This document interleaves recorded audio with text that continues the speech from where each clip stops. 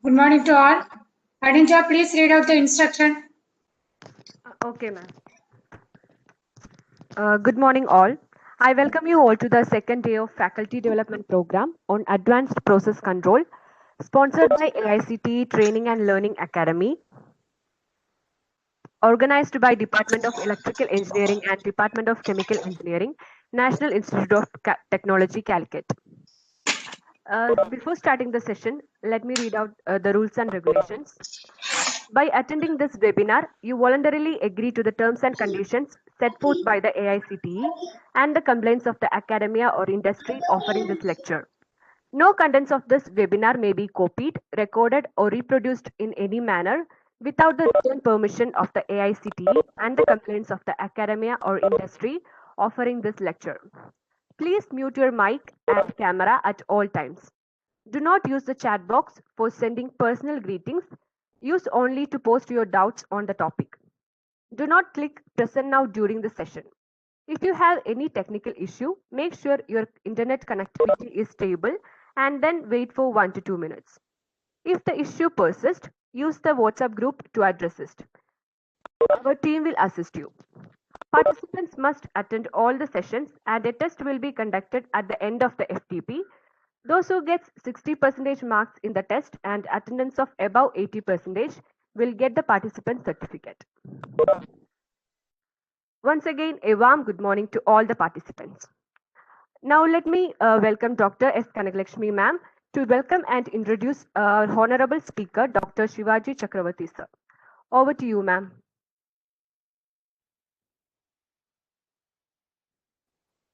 So wait, Anija, has to join. Okay.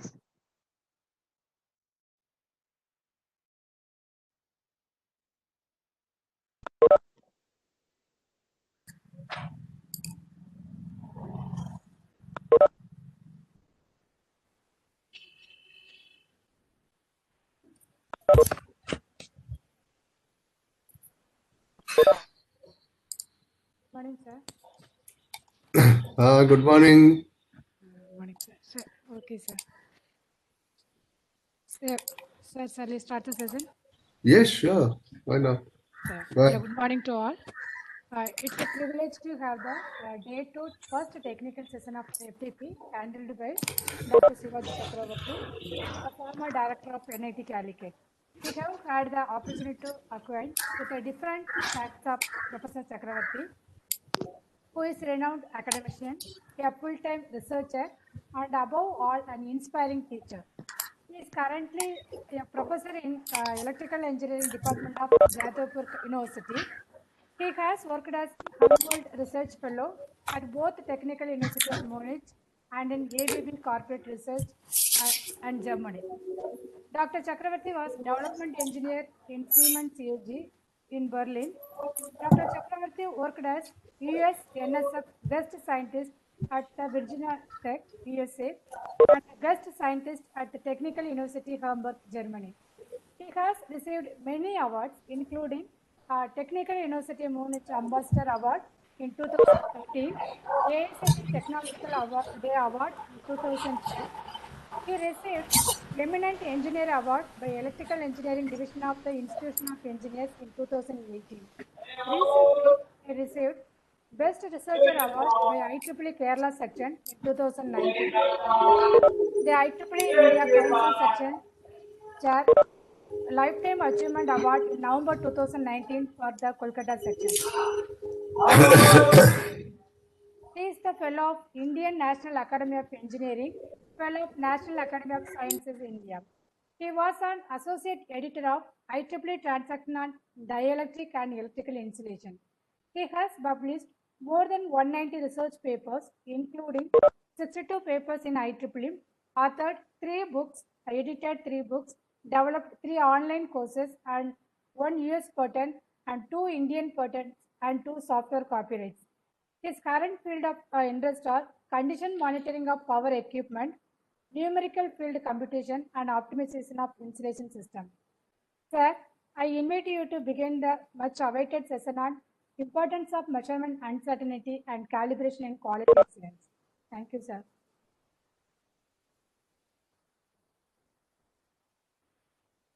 Sir.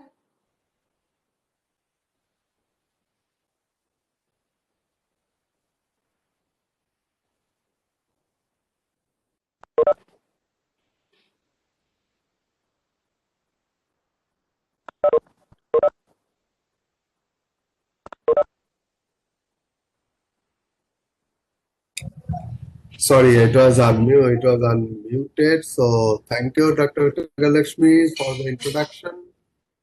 And at the outset, I convey my sincere thanks to the organizers and to the Department of Electrical Engineering for inviting me. So let me start this without wasting any time. Now, let me share my file.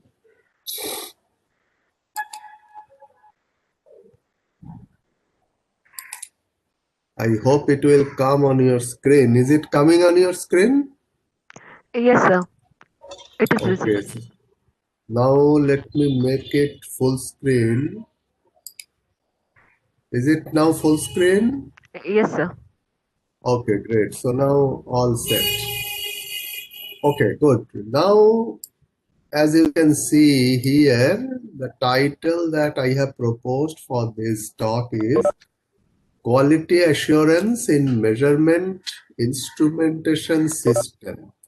So what I am talking about is not just only measurement, but the measurement instrumentation system as a whole, and the role of measurement error, uncertainty, and calibration. Now, I have here mentioned three different discussion topics. One is measurement error. We'll talk about error. There are a lot of confusions about error, etc. Then uncertainty. What is called uncertainty?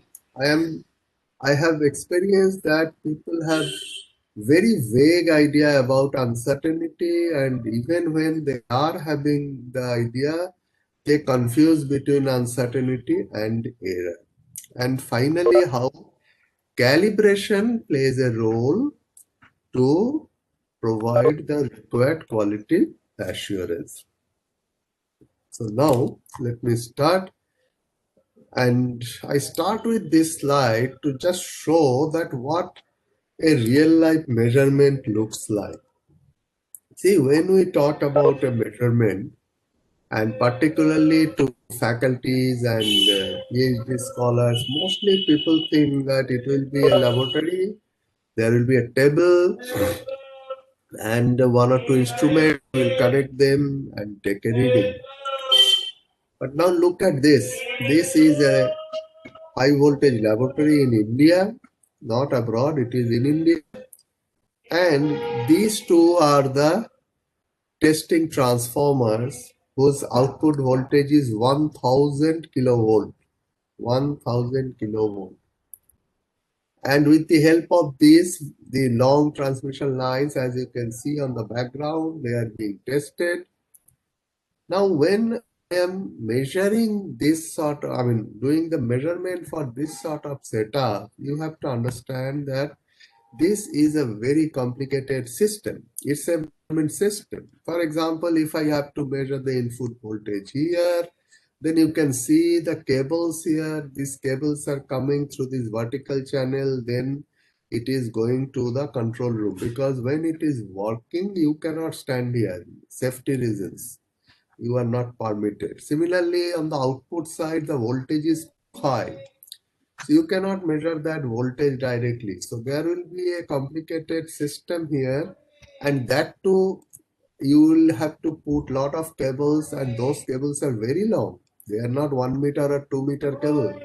Sometimes they are 50-meter cables. So what is the role of all of that in the measurement? So it's a measurement instrumentation system. It's not that It's just one simple measurement. So that's what the first thing I have to make it very clear that we are talking about here a measurement instrumentation system. I was talking about the long cables, so I would like to show two figures here that will make it some idea, give you some idea. Left, it's a very large electrical equipment and we are measuring at the terminal.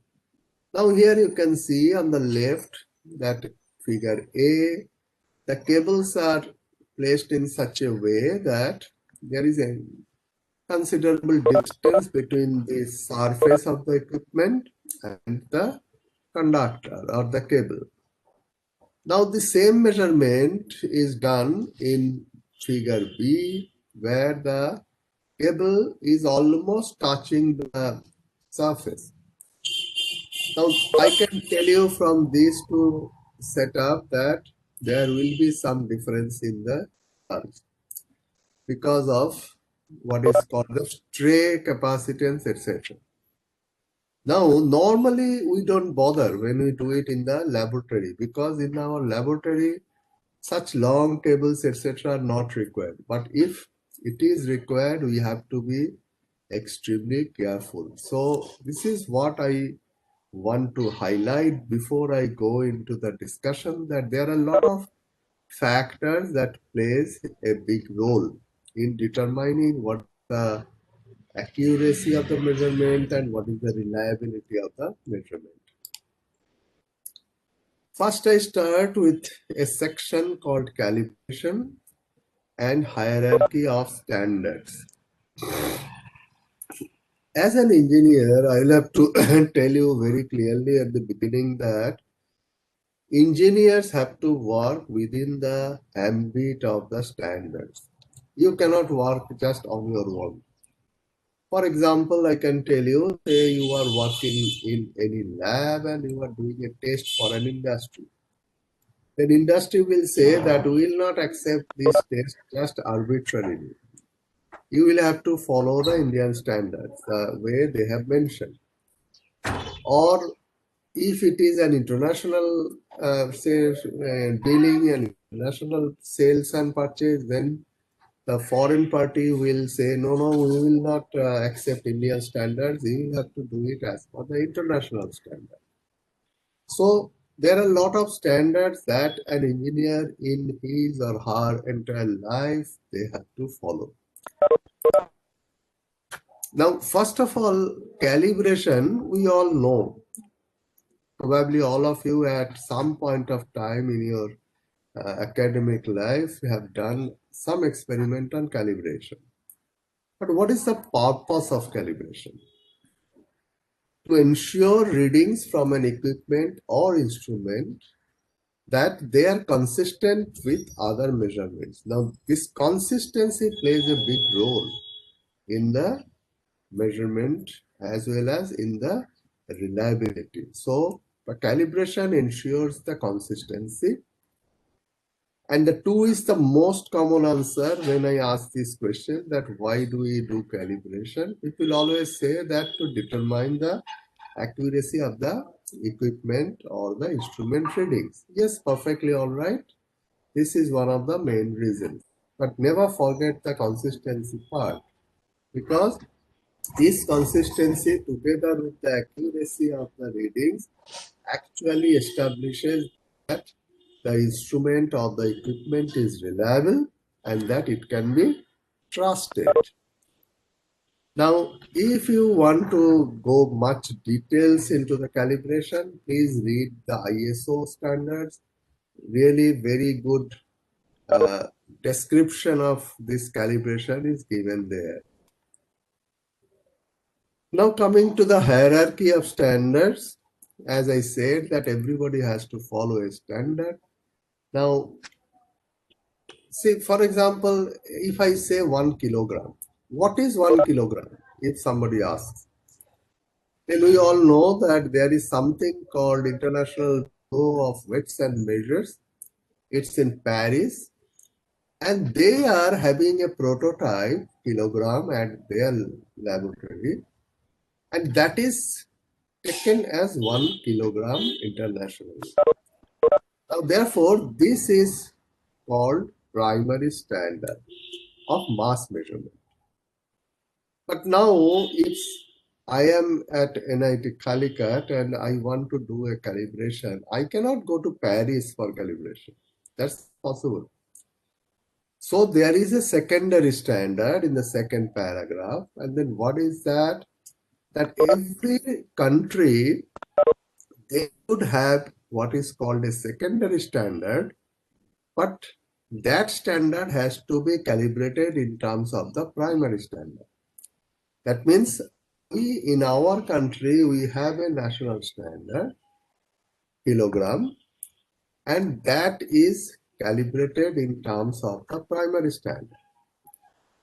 Then naturally, you may ask me that, say, if I have an instrument of mass measurement in Calicut, then do I have to go to this national standard? And by the way, where is this national standard?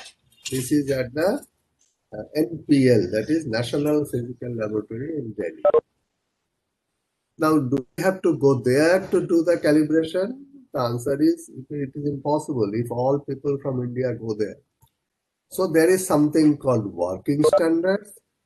Means there will be a laboratory somewhere in, say, Calicut or Cochin, and they should get their equipment calibrated with respect to the secondary standard, and then we will go to this working standard who are nearby and get our instruments, the equipment calibrated. So this is called a chain of calibration, and pictorially this is called hierarchy of metrology. At primary standard, then secondary standard, then working standard, and then it's the instrument that we use.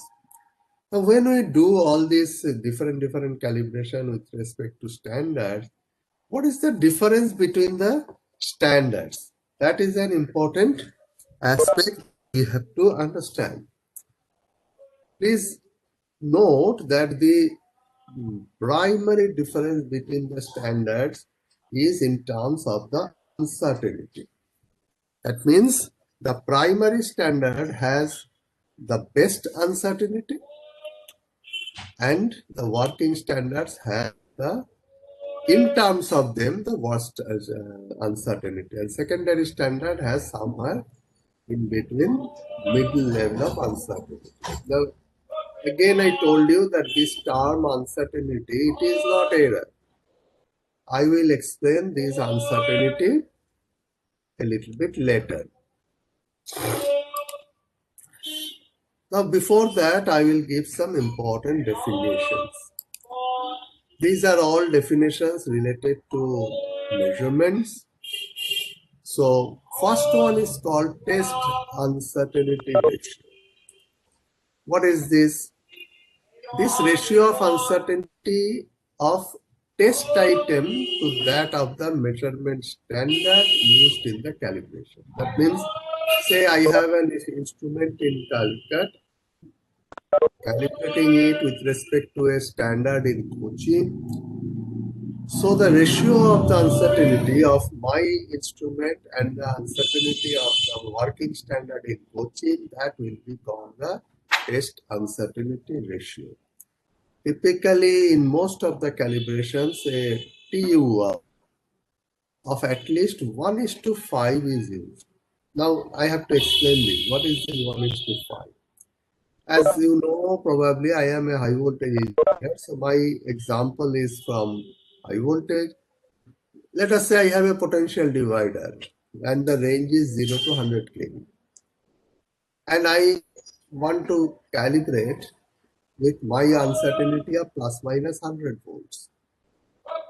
Now, if the TUR is 1:5, then it is required that the working standard with respect to which I am calibrating my potential divider, that should have an uncertainty of plus minus 20. That means 100 divided by 5.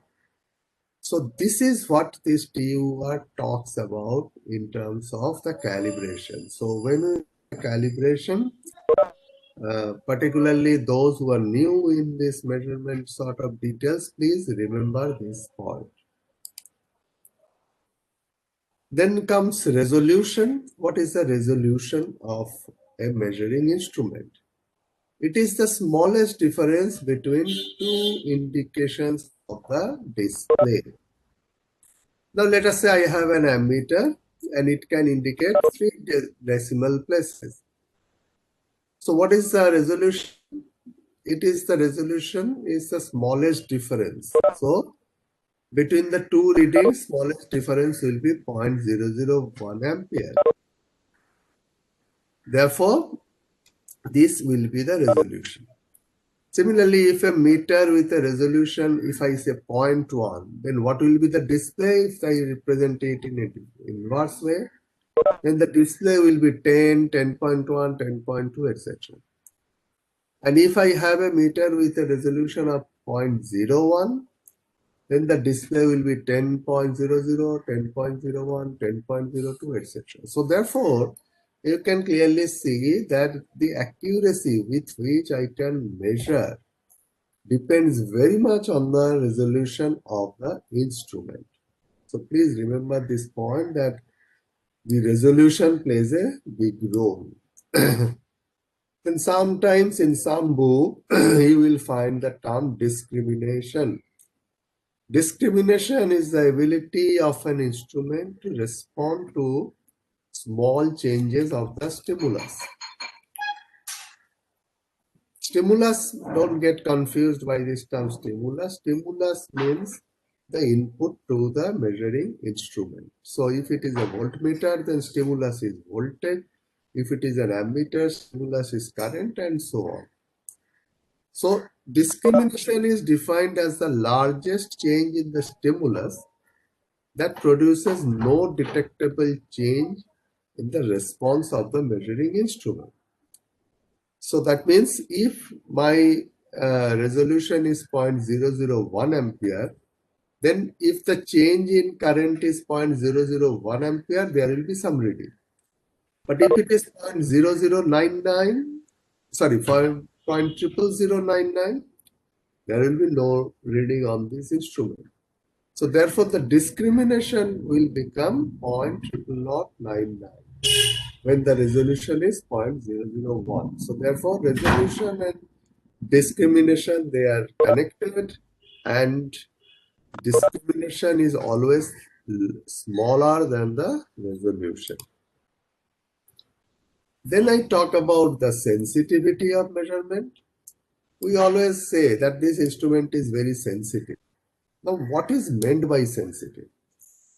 Now, sensitivity of an instrument is a numerical quantity that represents the ratio of the change in response to that of the change in the stimulus.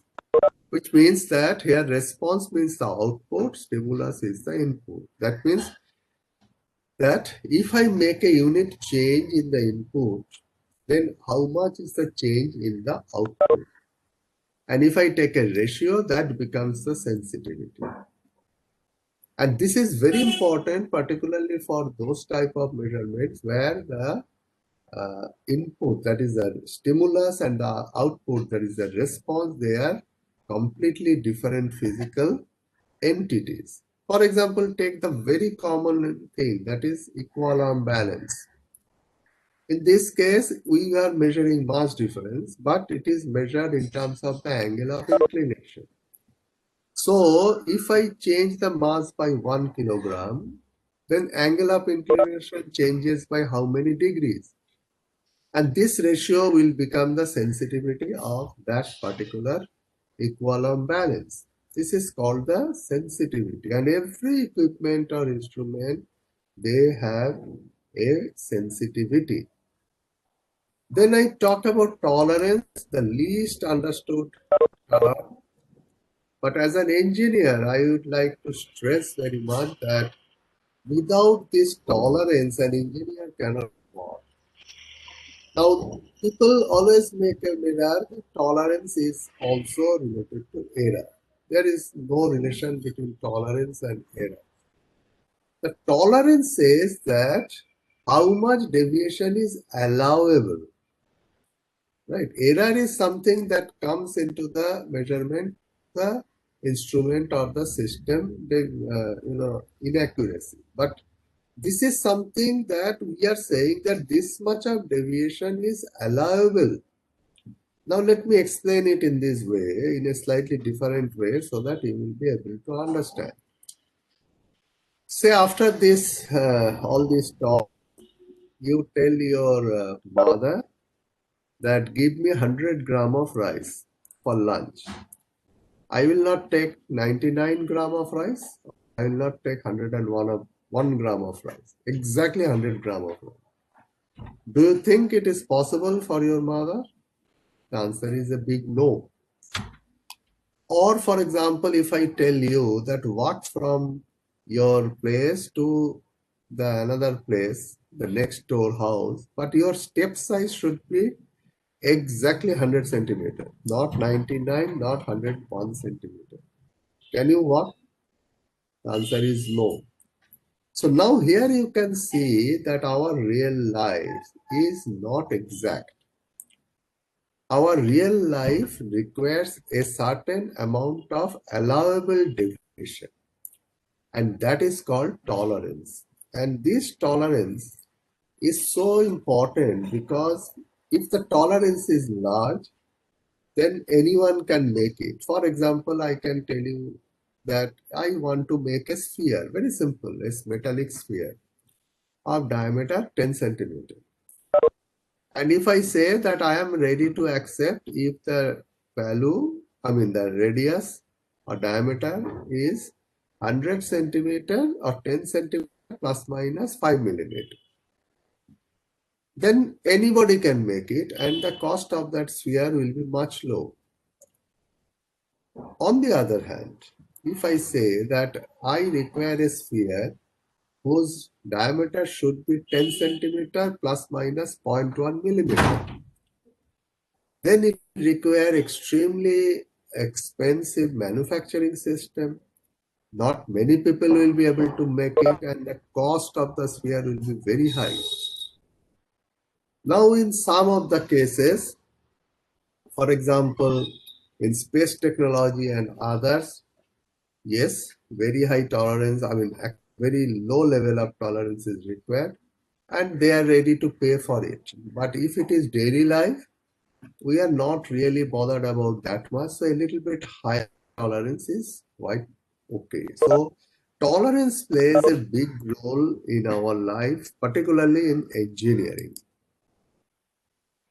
Repeatability studies. This is something I have to explain, and I again think that people don't understand it.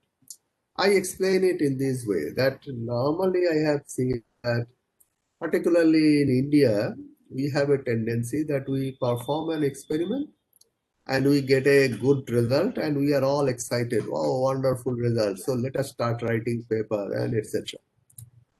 The first question that comes to my mind and which I have learned from when I was working in Germany, that first you have to prove that your result is repeatable. That is this one-time result. Yes, it can be a definitely new result, but it can be wrong also, that you have made some mistake and so you got that result. So first prove that this is a repeatable result. Now how do I put repeatable result? So there is something called a repeatability study. And how do we do it? We do successive measurements carried out under the same conditions of measurement within a short interval of time. That means same conditions of measurement means that same equipment and probably the same cables, the connecting cables. That's what I was trying to tell you, that in two different experiments, if you use different cables, in all probability there will be some difference.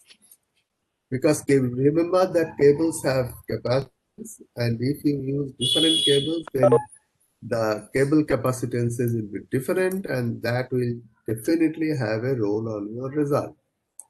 So in any good measurement, experimental measurement, you will have to perform a repeatability studies. That means same experiment is repeated in the same lab, same equipment, but multiple times.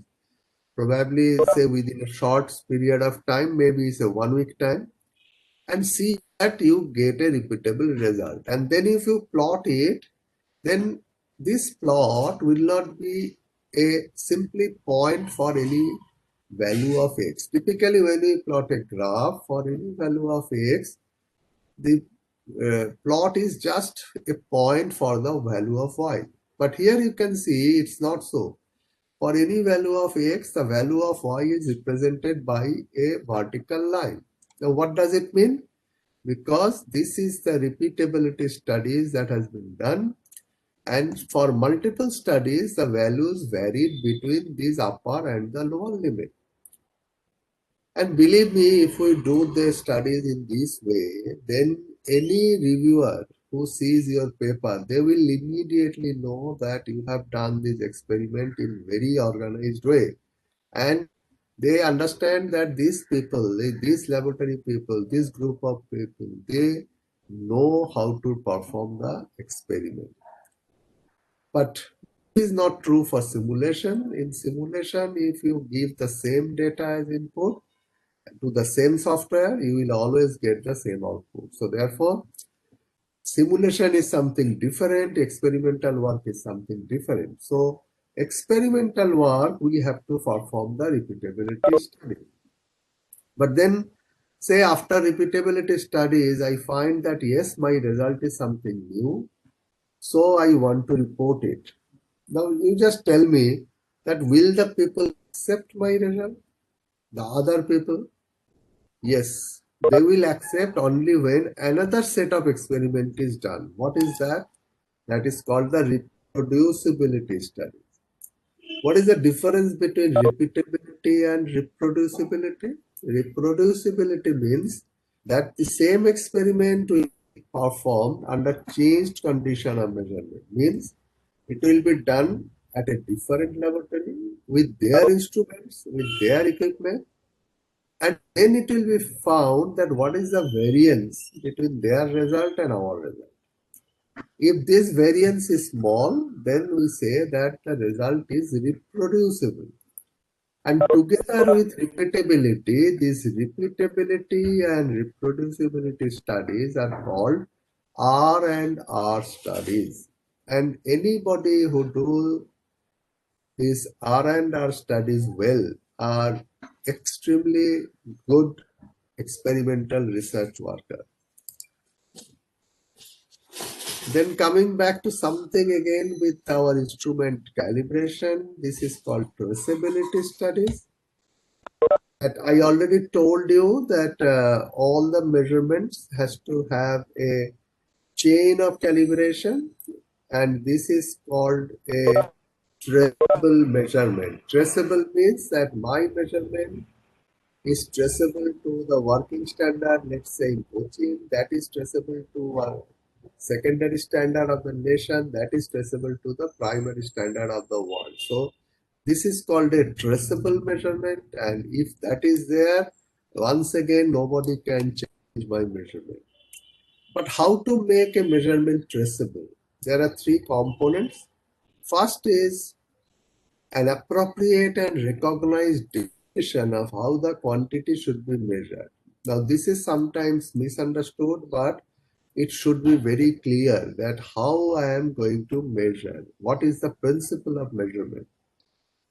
Because same quantity can be measured in many different ways. So whatever I am doing, that should be well documented that this is how I am measuring. If the principle of measurement varies, then the calibration result will also vary. Then I should have a calibrated measuring instrument. And finally, I should have competent staff who are able to interpret the standard or the procedure and able to use the instrument. Don't misunderstand this statement. This plays a very big role. And I have seen in my life that how an incompetent staff can spoil a very good setup. And when I say spoil, I am not saying that they are burning the equipment. They are taking all wrong results. That means they don't know how to conduct the measurement, that entire measurement process, and therefore any result taken by an incompetent staff, and when I say staff doesn't mean it's a non-teaching staff. This could be a PhD scholar, this could be a non-teaching staff, or so on and so forth. So very competent staff in any laboratory is an asset. Now I move on to the sensor, actuators and transducers. That means I'm moving on to the measurement and instrumentation system as a whole. First, I will talk about sensors and actuators. First, let's take the sensor. What is a sensor? A sensor is a device that converts a physical phenomena, physical stimulus, into an electrical signal for measurement purposes. So therefore, you can understand that today we are in the digital world and our measurements are all through digital devices. So if I want to measure some quantity, first I have to get an electrical quantity which is related to that physical quantity. So sensors today are extremely important for our measurement systems. Then what is the actuator? It's just the reverse of the sensor. That means actuators convert electrical signals into the physical quantity. For example, say mechanical movement. Now, what is the importance of the actuators? This is particularly important for the control purposes. Because when I measure something, why do I measure? Is it only for display? No, not always. Sometimes yes, but not always. We do measurement to control something. That means after measuring the quantities, we analyze them and then take a control action. Let's say we increase the speed of a motor or decrease the speed of a motor. So therefore, based on this electrical input, these actuators produce a mechanical action. So sensors convert a physical stimulus, that means the input, to an electrical output, whereas the actuators converts an electrical stimulus, that means electrical input, to a physical response. And then transducers. Then a transducer is a device that converts one form of physical quantity into the other. Now, in most of the cases, this one form of physical energy, particularly the input or the output of the transducer, is electrical energy.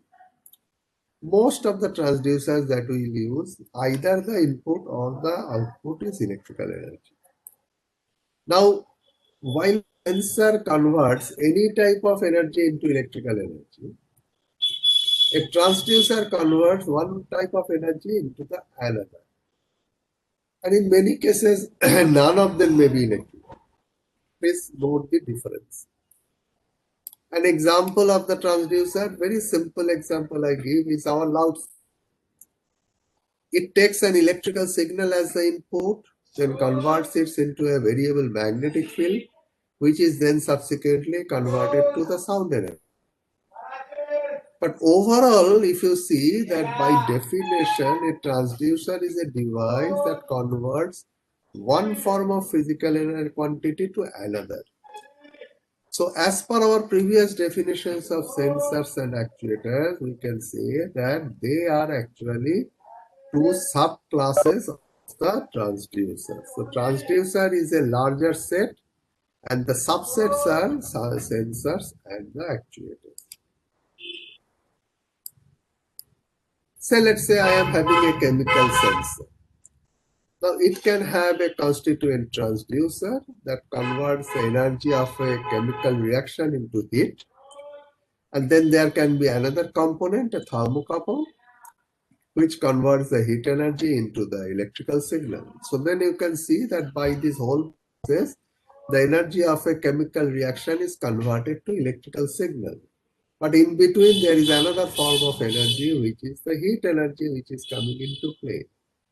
So therefore, here we can say that there are two transducers, or we can say one transducer and one sensor, because one is a transducer converts chemical energy to heat energy. There is no electrical energy involved. So we cannot say this is a sensor, this is a transducer. The thermocouple converts heat energy to electrical signals. So therefore, this is a sensor. So then this combination is nothing but we call it sometimes a total chemical sensor. These transducers, they are often categorized into two parts. One is called the active transducer. What is called an active transducer? In active transducers, the energy at the output comes from the input. So they do not require any external power source to produce the electrical output. Now they are therefore called self-generating type transducers. A common example is thermocouple, which converts heat energy into electrical signal. They don't require any electrical supply. Then you can have piezoelectric transducers where pressure signal is converted into electrical signal. Again, they don't require any separate power supply. Therefore, they are called active transducers. Then we will have passive transducers, but they require auxiliary external power supply. And therefore, they are called non-self-generating transducers. There are a lot of examples of passive transducers, for example, thermistors, then RTD, that means resistance temperature detectors, then resistive strain gauges. They all belong to the class of passive transducer. Because in all these cases, a current has to be injected to them, and the resulting voltage is measured for measuring the resistance. Or you can say that a sensor can be placed in a bridge circuit and the output can be measured to determine the input physical variable. But again, if you put it in the bridge circuit, there will be some sort of external voltage or current source will be required. So they will all belong to the passive transducer. Very important example of this one, that passive transducer, is linear variable differential transformer or LVDTs. That means through which you can measure the translation and also the capacitive senses.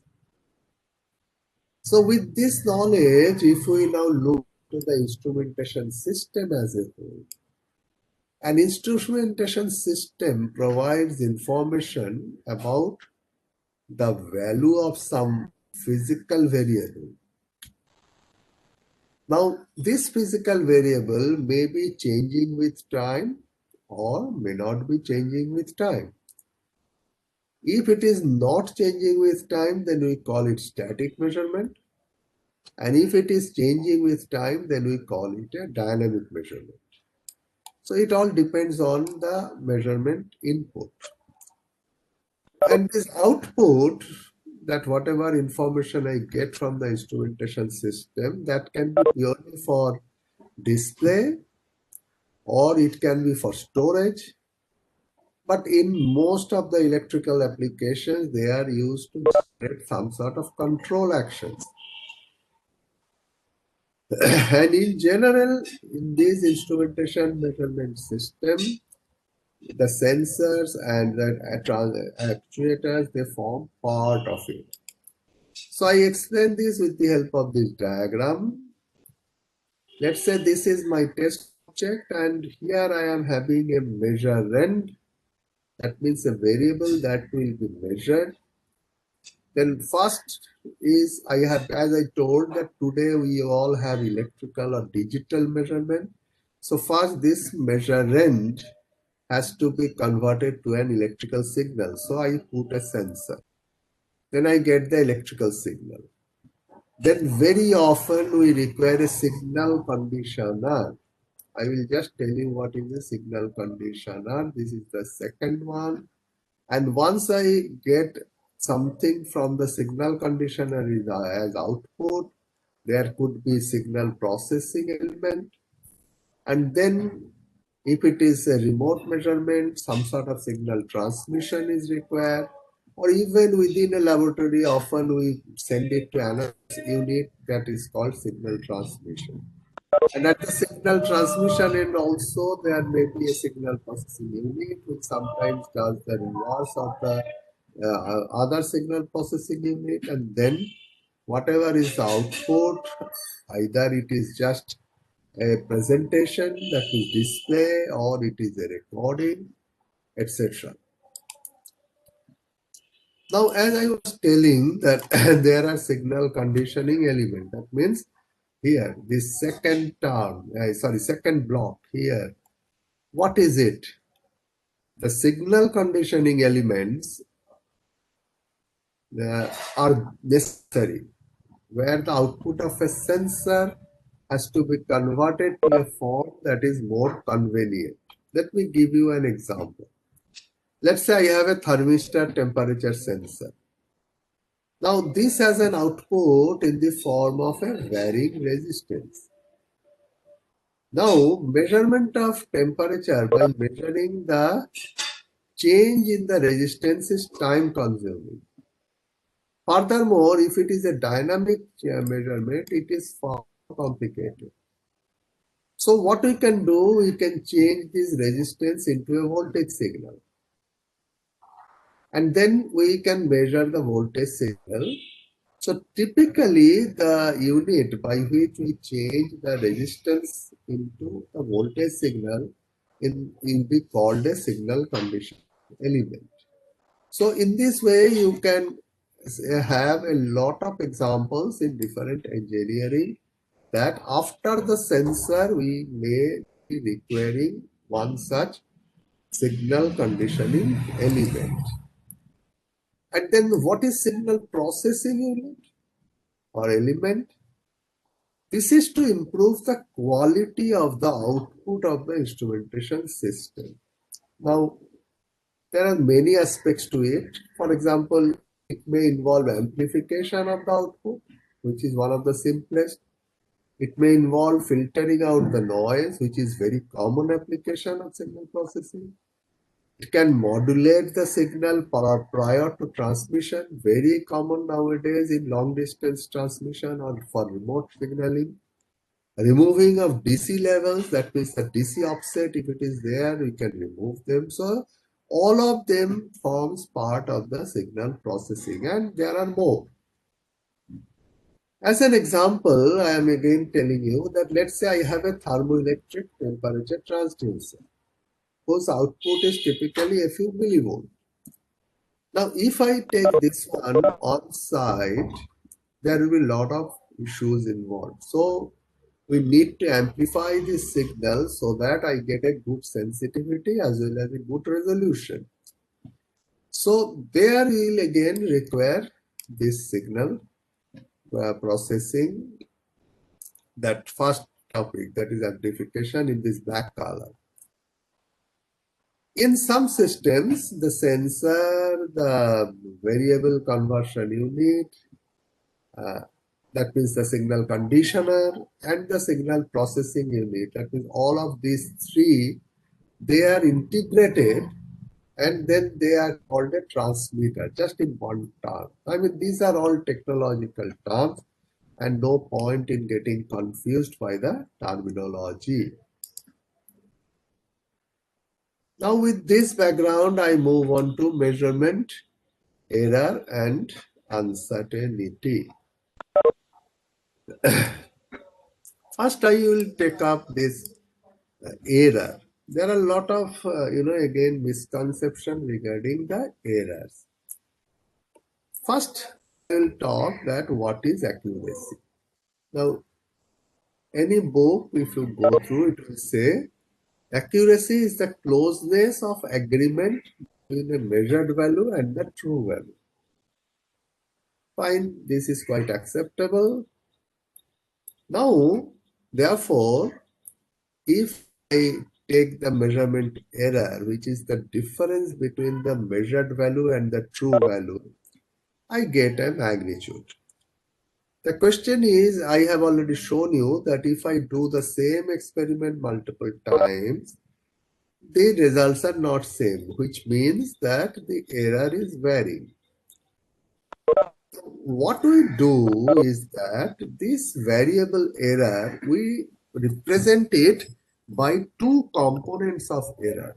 One component we call the bias error, and the other component we call the precision error. What is bias error? Bias error is a fixed error, it is a systematic error, and it is constant component of the total error. For every measurement, that means if I do the repeatability studies 10 times, for every measurement, this bias error will be constant. But as I said that if I do the repeatability studies, the results will not be same. So there has to be a random component or a variable component. So that is called the precision error. So total error will be sum of the bias error plus the precision error.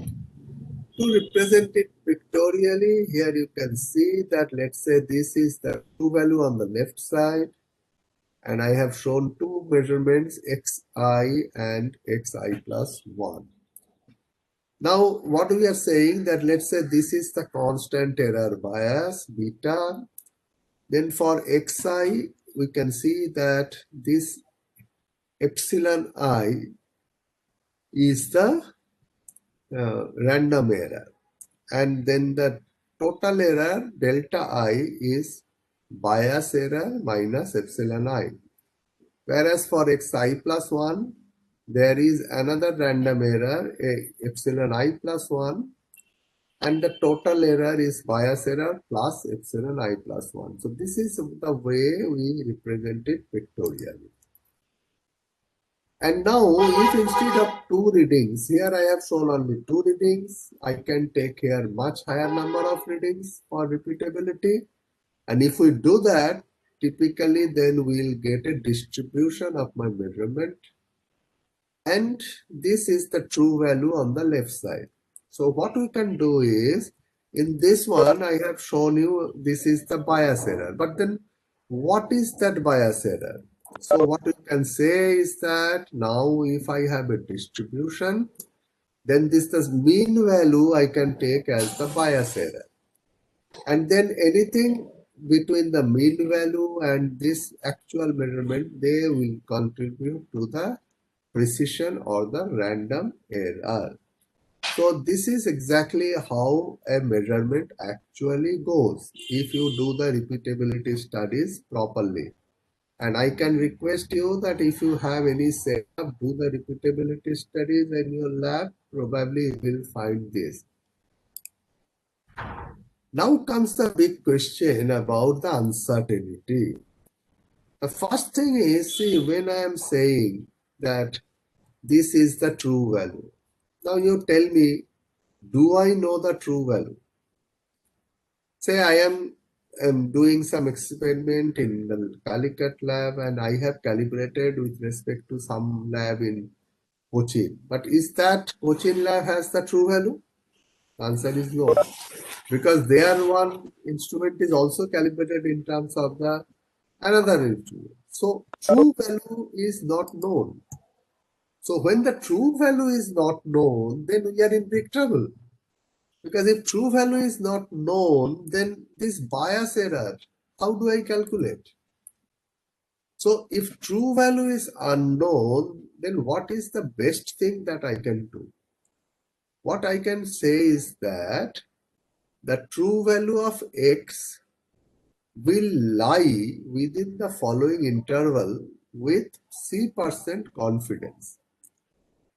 That means x best plus minus ux.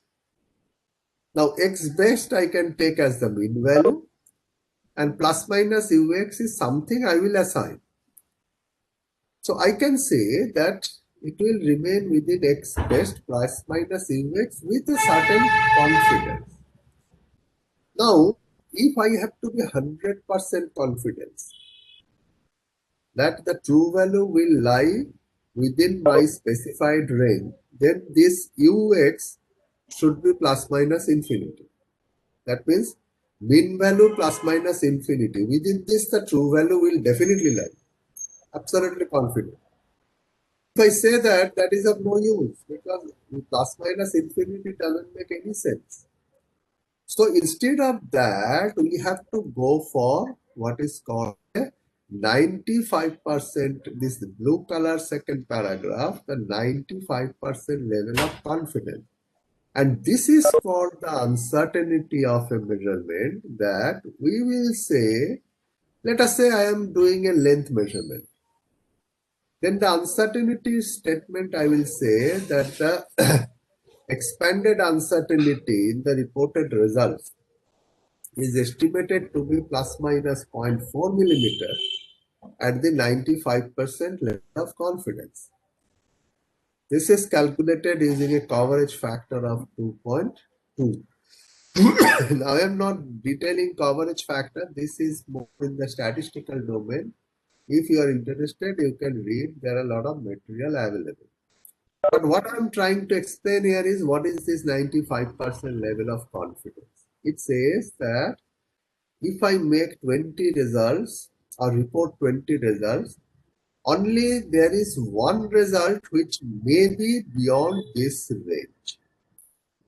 That means if I am, say, doing or measuring 10 centimeter plus minus 0.4 millimeter at 95% confidence level, then out of 20 reported results, maybe one will be outside this range. That will be my confidence, and then this will become the uncertainty level of my measurement. So please understand that this is not error. This is coming from the, the instrument where the true value, etc., is not known. Just showing again pictorially, let's say I have a distribution of measurement where sigma is the standard deviation and beta is the mean value, etc., etc. Sorry, not beta, mu is the mean value. Now, let's say I have done it by n number of readings, and I am now making n plus 1th number of readings.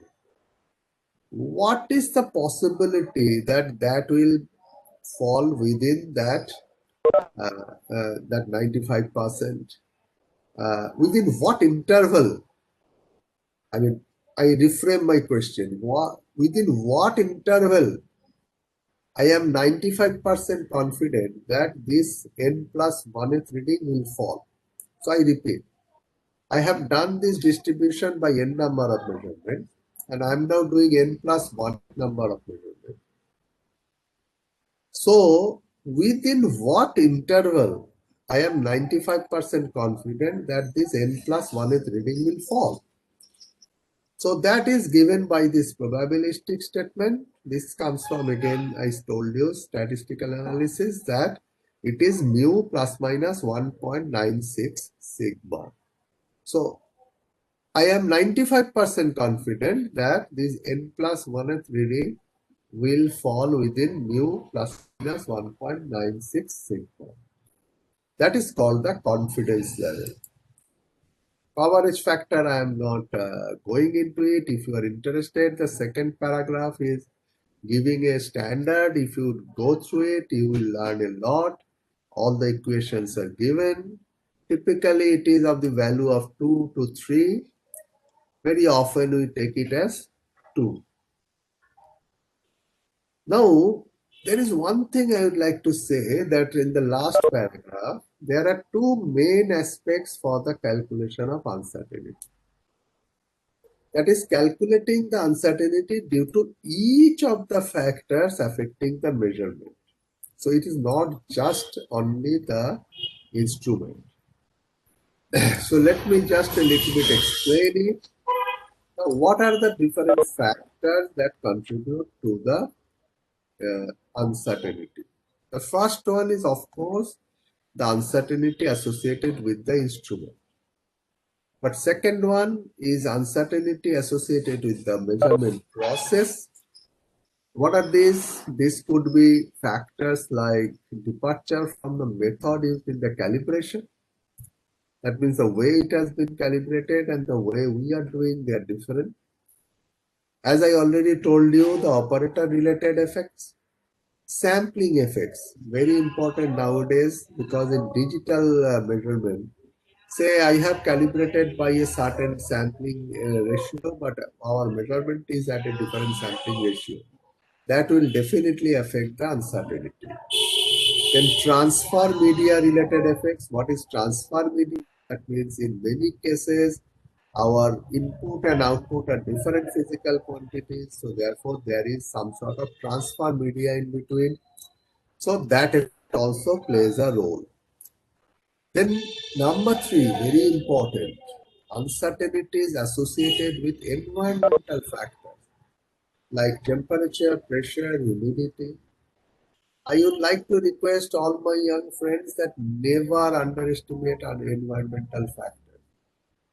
Because I am giving you an example that I have done a breakdown experiment of any insulator in my lab in Kolkata for an industry. That industry was unhappy.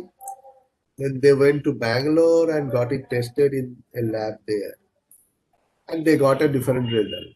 And then they immediately challenged me that you are wrong. But then first thing I will ask them that the environmental factors in Kolkata when I measure are the same as the same temperature pressure in Bangalore? Most probably not. If not, then these results cannot be compared directly. There are ways and means through which I can compare results taken at different temperature and pressure. So therefore, temperature, pressure, humidity, these three factors, the environmental factors, never ever ignore these in any measurement. And therefore, I always recommend that when you are doing an experiment in your lab, you typically measure your dependent, independent variables on a table. Just in addition to that, note down what is the temperature, pressure, and humidity on that day and note it. And if you do this experiment later and if you want to compare the result, this will be very helpful.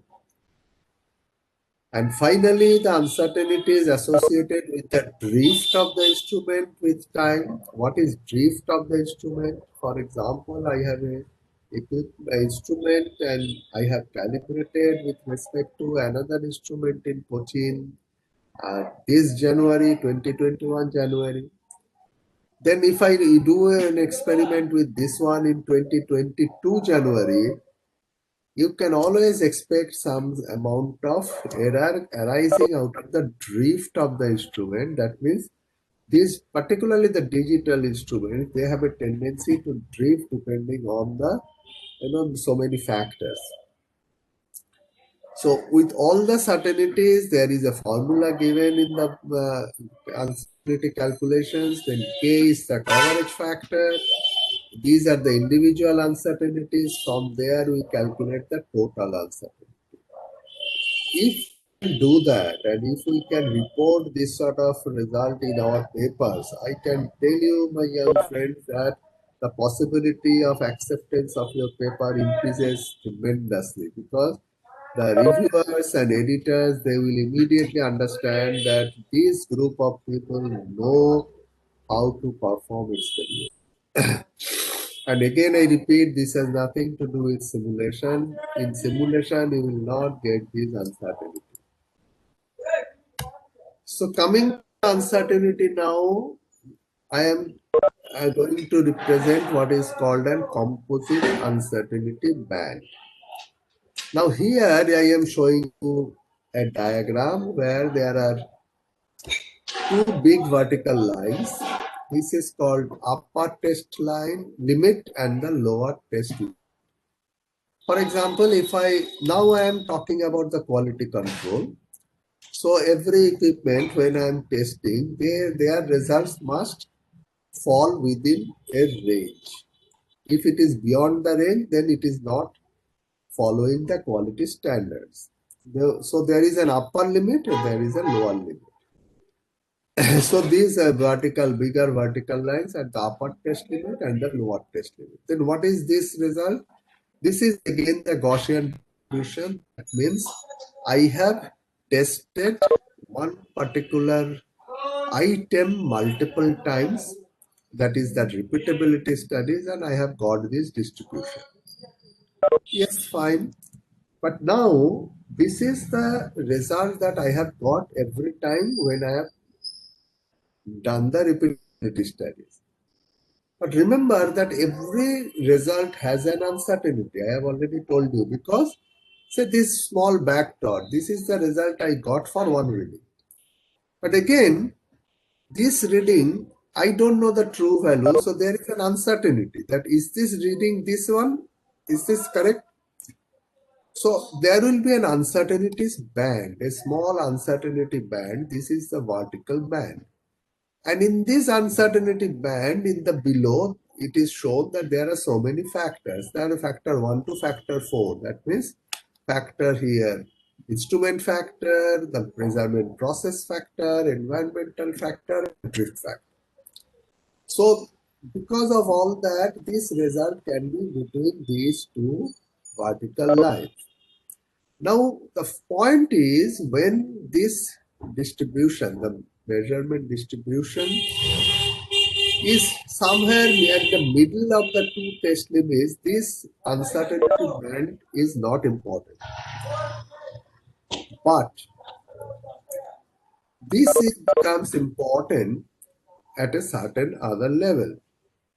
Now, before that, let me show you, explaining this, let me show you in this way that now this red line, the vertical line, you can see this is the upper test limit.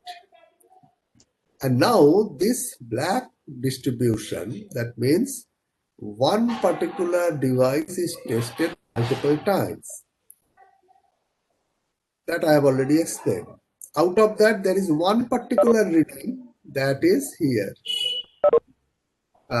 Sorry, I made a mistake. This is like, say, I am producing, say, 100 units or 1000 units in my production unit. So every unit is tested one time.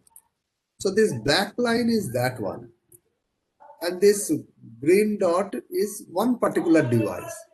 And now what I am doing, I am repeating the test for this green item multiple times. So I will get another distribution. This is the pink distribution. So I repeat, in any factory, I am producing 1000 items of the same design, etc. And each one is measured, tested, and this is the black distribution. And this green dot is one particular item out of those 1000 items. But then this green item is tested multiple times. So then another distribution comes is the pink one. And it so happened that the black distribution is very close to the test limit. That is that red line. Now you can see here that out of that black distribution, there is a small part which is on the right side of the red line. That means those devices which are falling under the outside this red line, they will be declared as failed items. So in the quality control of the company, this will be discarded. Only those who are falling on the left side, they will be declared as pass items. But what about this green one? There is a big issue because this green one is falling on the line and this could be either pass or it could be either fail. But the problem is now I am having this pink distribution. I am having this pink distribution and I can see that most of the pink distribution is falling on the fail side. So therefore, there is a high possibility that this item will fail. So therefore, this distribution, when it is very close to the limit of the test, that is either the upper limit or the lower limit, this uncertainty band comes into a very big role. I will explain further what is called a false fail, false pass type of representation. What is that? This is related to the drift of the equipment. Again, this black dotted line is what? Now this is that again I am saying that in a factory I am producing 1000 items and I am testing each one of that. Then this black dotted line is that distribution with their mean value, vertical dotted line. And this red one is the upper limit of test. Then as you can see that this black line, if you take, only a small part of the total 1000 item is failed. Say, as I said, my instrument was calibrated 2021 January, and this black line, red line is like this. But now I am using this same instrument in 2022 January, and the instrument has a drift now. So this black dotted line, which we got in 2021 January, when we do the same test in 2022 January, it will be the green line. And test limit remains same because that comes from the standards. So you can see that very large amount of items, they are now falling on the right side. That means fail. But believe me that this is not a manufacturing defect. This is due to the drift of the instrument. And what is happening? Large amount of equipment is now in quality control. They are becoming fail. It can also happen in the reverse way. That means this, the left figure, the black dotted line is the original 2021 January result. But 2022 January, there is a drift and it's in the reverse direction. Now this green line, it is now completely in the pass zone. But now, actually there are some equipments which are in the fail zone, but due to the drift, now they will be declared as pass. So in the top figure, there will be more devices which will be declared as fail.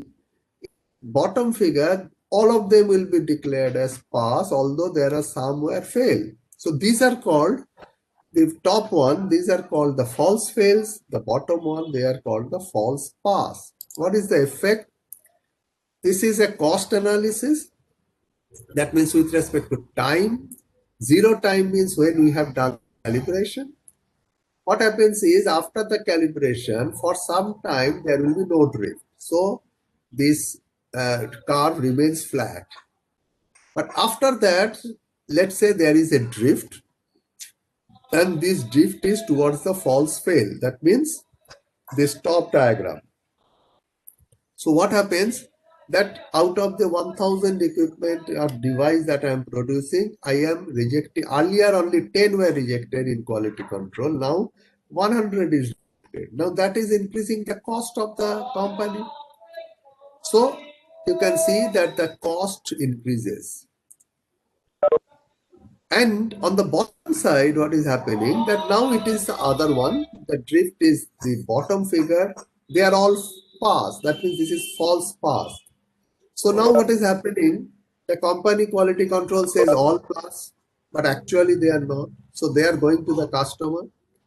And then in the customer side, immediately within a couple of months, they will say this has failed, this equipment is faulty, so you have to give me warranty. So again, the warranty cost and etc. goes up. So in both the cases, false fail and false pass, the cost of the company goes up. So therefore, in order to reduce the cost to the company, quality control has a role to play.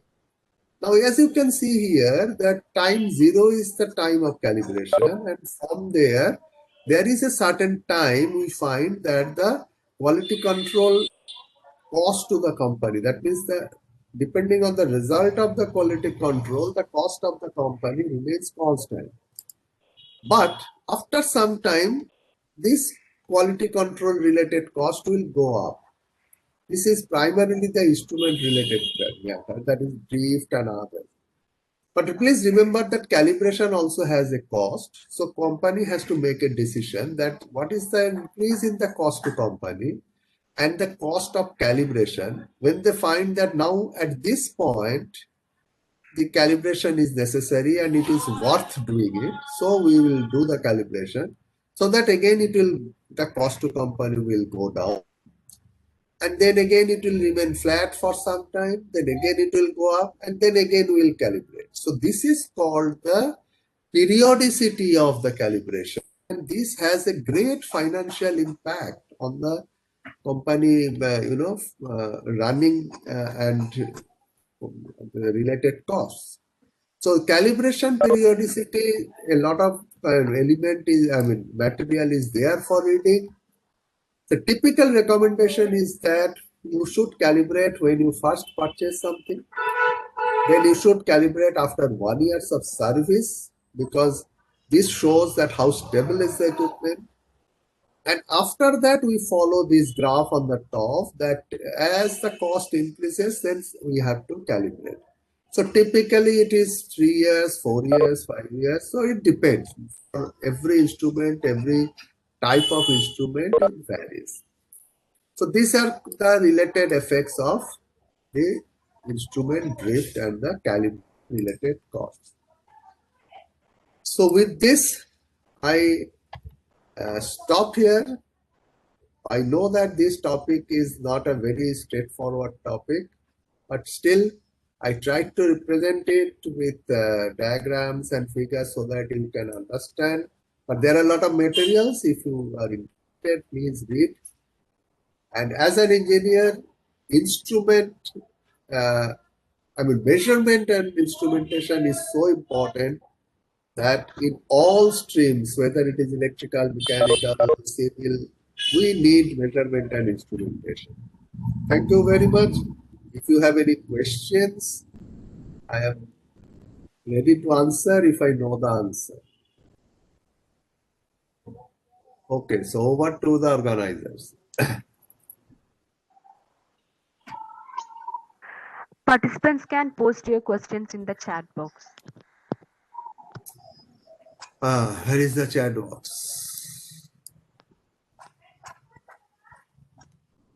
I can't see the chat box. Where is it?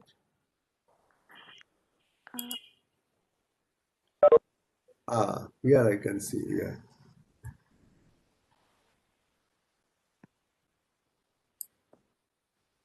Anija, I think you can also ask them to ask the questions.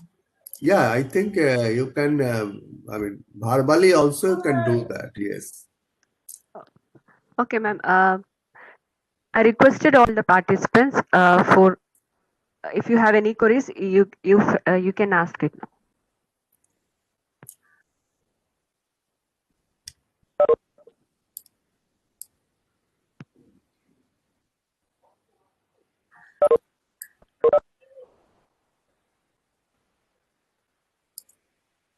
Anyway, they are not having a question, so.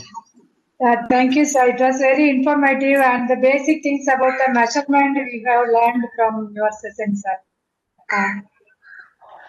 Okay. Yes, who is that? Yes, Hemant Chaudhary from Pune. Yes, sir, go ahead. Sir, how do we calculate the accuracy of instrument? That means when we manufacture any instrument and we write the accuracy in specifications, how we can calculate that accuracy?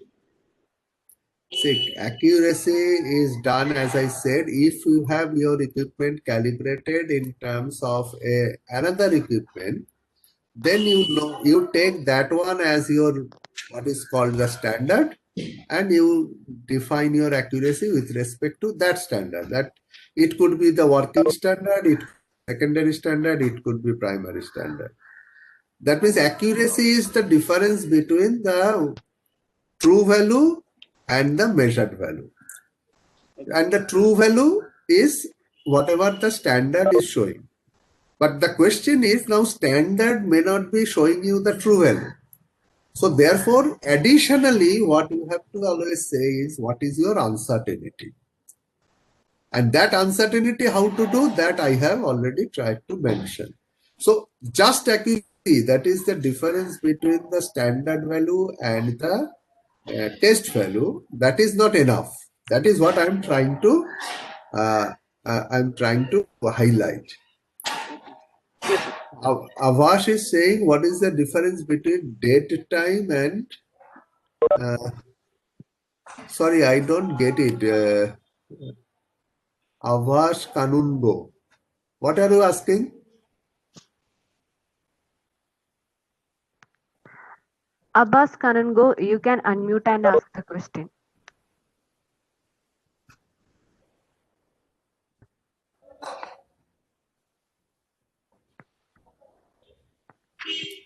Oh no, I think he's not getting it.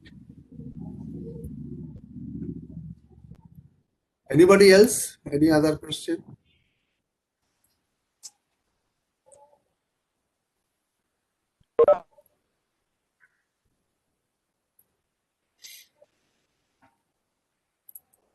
No, I think they are not having.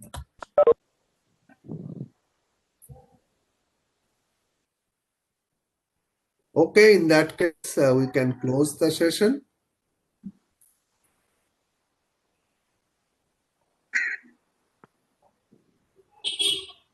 So I wish all of you a very healthy 2021.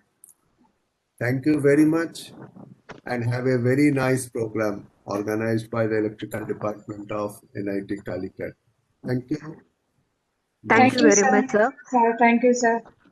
Department of Electrical Engineering and Chemical Engineering and AICT expresses our sincere gratitude to Dr. Shivaji Chakravarti sir for accepting our invitation to be a part of this online FTP and spending your valuable time and efforts in educating the faculties, research scholars and students from various colleges about the importance of measurement, uncertainty and calibration in quality assurance. Thank you so much, sir. Okay, all the best to every participant. Thank you, sir. Thank you so much, sir. Okay, all the best. Thank you. All the participants are requested to fill the feedback form.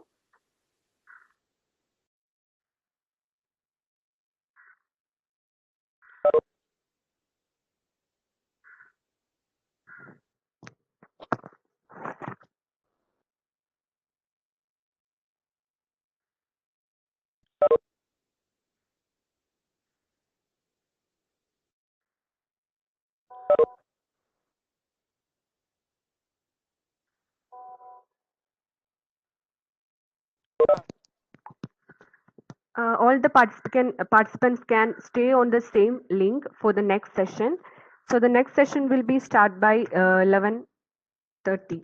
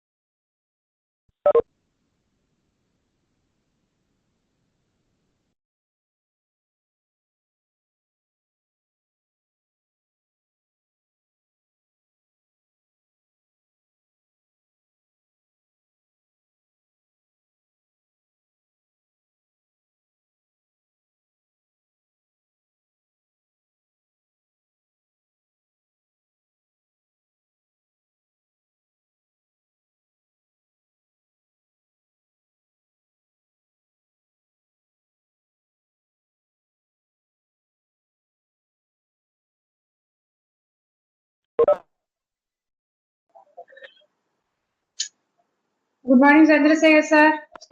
Good morning, ma'am. Sir, we can start the session. Yes, ma'am, we can start. Chandni, please read out the instruction.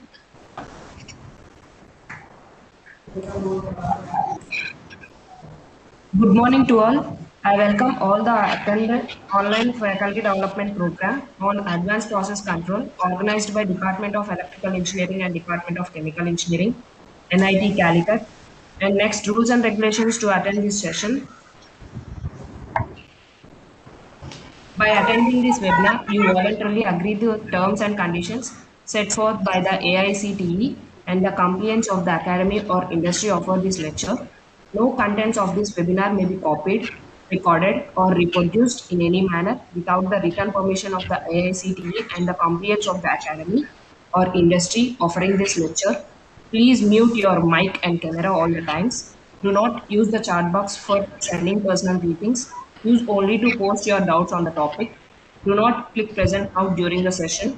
If you have any technical issues, make sure your internet connectivity is stable and then wait for 1 to 2 minutes. If the issue persists, use the WhatsApp group to address it. Our team will assist you. Participant must attend all the sessions and a test will be conducted at the end of FDP. Those who get 60% marks in the test and attendance of above 80% will get the participate certificate.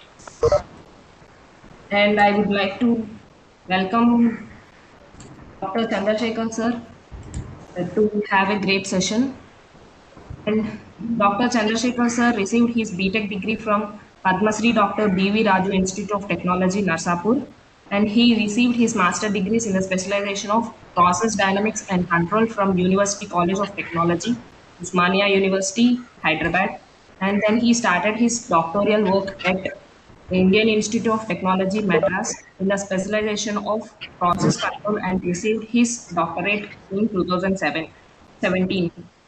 His research interests include multivariable control design and PID controller tuning, unstable systems stabilization, process dynamics control, nonlinear system and analysis, design and analysis of biological system, intensified systems and control.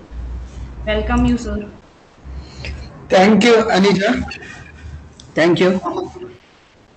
Thank you. I think my screen is visible. Is my screen visible to everyone? Sir, Yes, my screen is visible to everyone. no, Dr. Chandrasekhar. I mean, Can you check? now it's visible. Now it's visible. Okay, ma'am. Thank you. Good morning to everyone. So today I'm going to talk in this session related to multivariable systems design and control by using Aspen and MATLAB softwares. Okay, so I hope all of you know the basic importance of the multivariable systems, and it is very difficult to control the multivariable systems comparatively like single input single output systems. Multivariable systems are very difficult because of the existence of interactions between inputs and inputs. So we'll try to discuss about this multivariable systems design and the importance of the control related aspects with the help of some case studies. We'll try to discuss about this one. The outline of the presentation goes like this. I am going to cover this entire presentation in three parts. The first part is related to the introduction to the Aspen Plus. The second part is the control studies for the cryogenic distillation column, cryogenic separation for separation of a synthetic natural gas. And the third part is multivariable PID controller and MPC controller design for reactive distillation processes. So with the help of this one, we'll try to go through with the help of for each part, we'll try to spend maximum half an hour time for each part. So with the help of we'll go through this one. Okay, so now straight away I'll jump into the introduction to Aspen Plus. So I think most of the people nowadays, why mathematical models are required. Mathematical models are required to mimic the physical processes. Okay, so when we are talking about the mathematical modeling, we are trying to develop a mathematical models for a particular processes. So under some assumptions, we are trying to develop a mathematical models. After developing a mathematical models, again we need to do the simulations. Again, while doing the simulation, there are various kinds of numerical techniques will come into the pictures. Out of various numerical methods, we have to choose the better numerical methods, and all those things we have to we need to consider. And after that, after performing the simulations, we have to perform some sensitivity analysis. All those things we'll try to see here. Okay, so to do all those things, Aspen Plus software is a open source commercial software. Aspen Plus is a commercial software, which is not an open source software. So by using this Aspen Plus softwares, we can perform the simulation. We can perform the simulations and we can do some kind of analysis. Okay, so I'll try to give introduction about this Aspen Plus in the first part. So Aspen Plus is a market leading process modeling tool for conceptual design and optimization, performance monitoring for chemical, polymer, specialty chemicals, materials, minerals, coal power industries. Okay, not only this one, there are even petroleum related industries. Many industries peoples also, they are using this Aspen Plus software for their analysis and design purposes. Okay, so what Aspen Plus software it provides comparatively like open source softwares, there are some good DWSIM softwares are there. I'll try to give the list of the softwares in the next slides. So what Aspen Plus software provides, it provides the physical properties. So along with the software,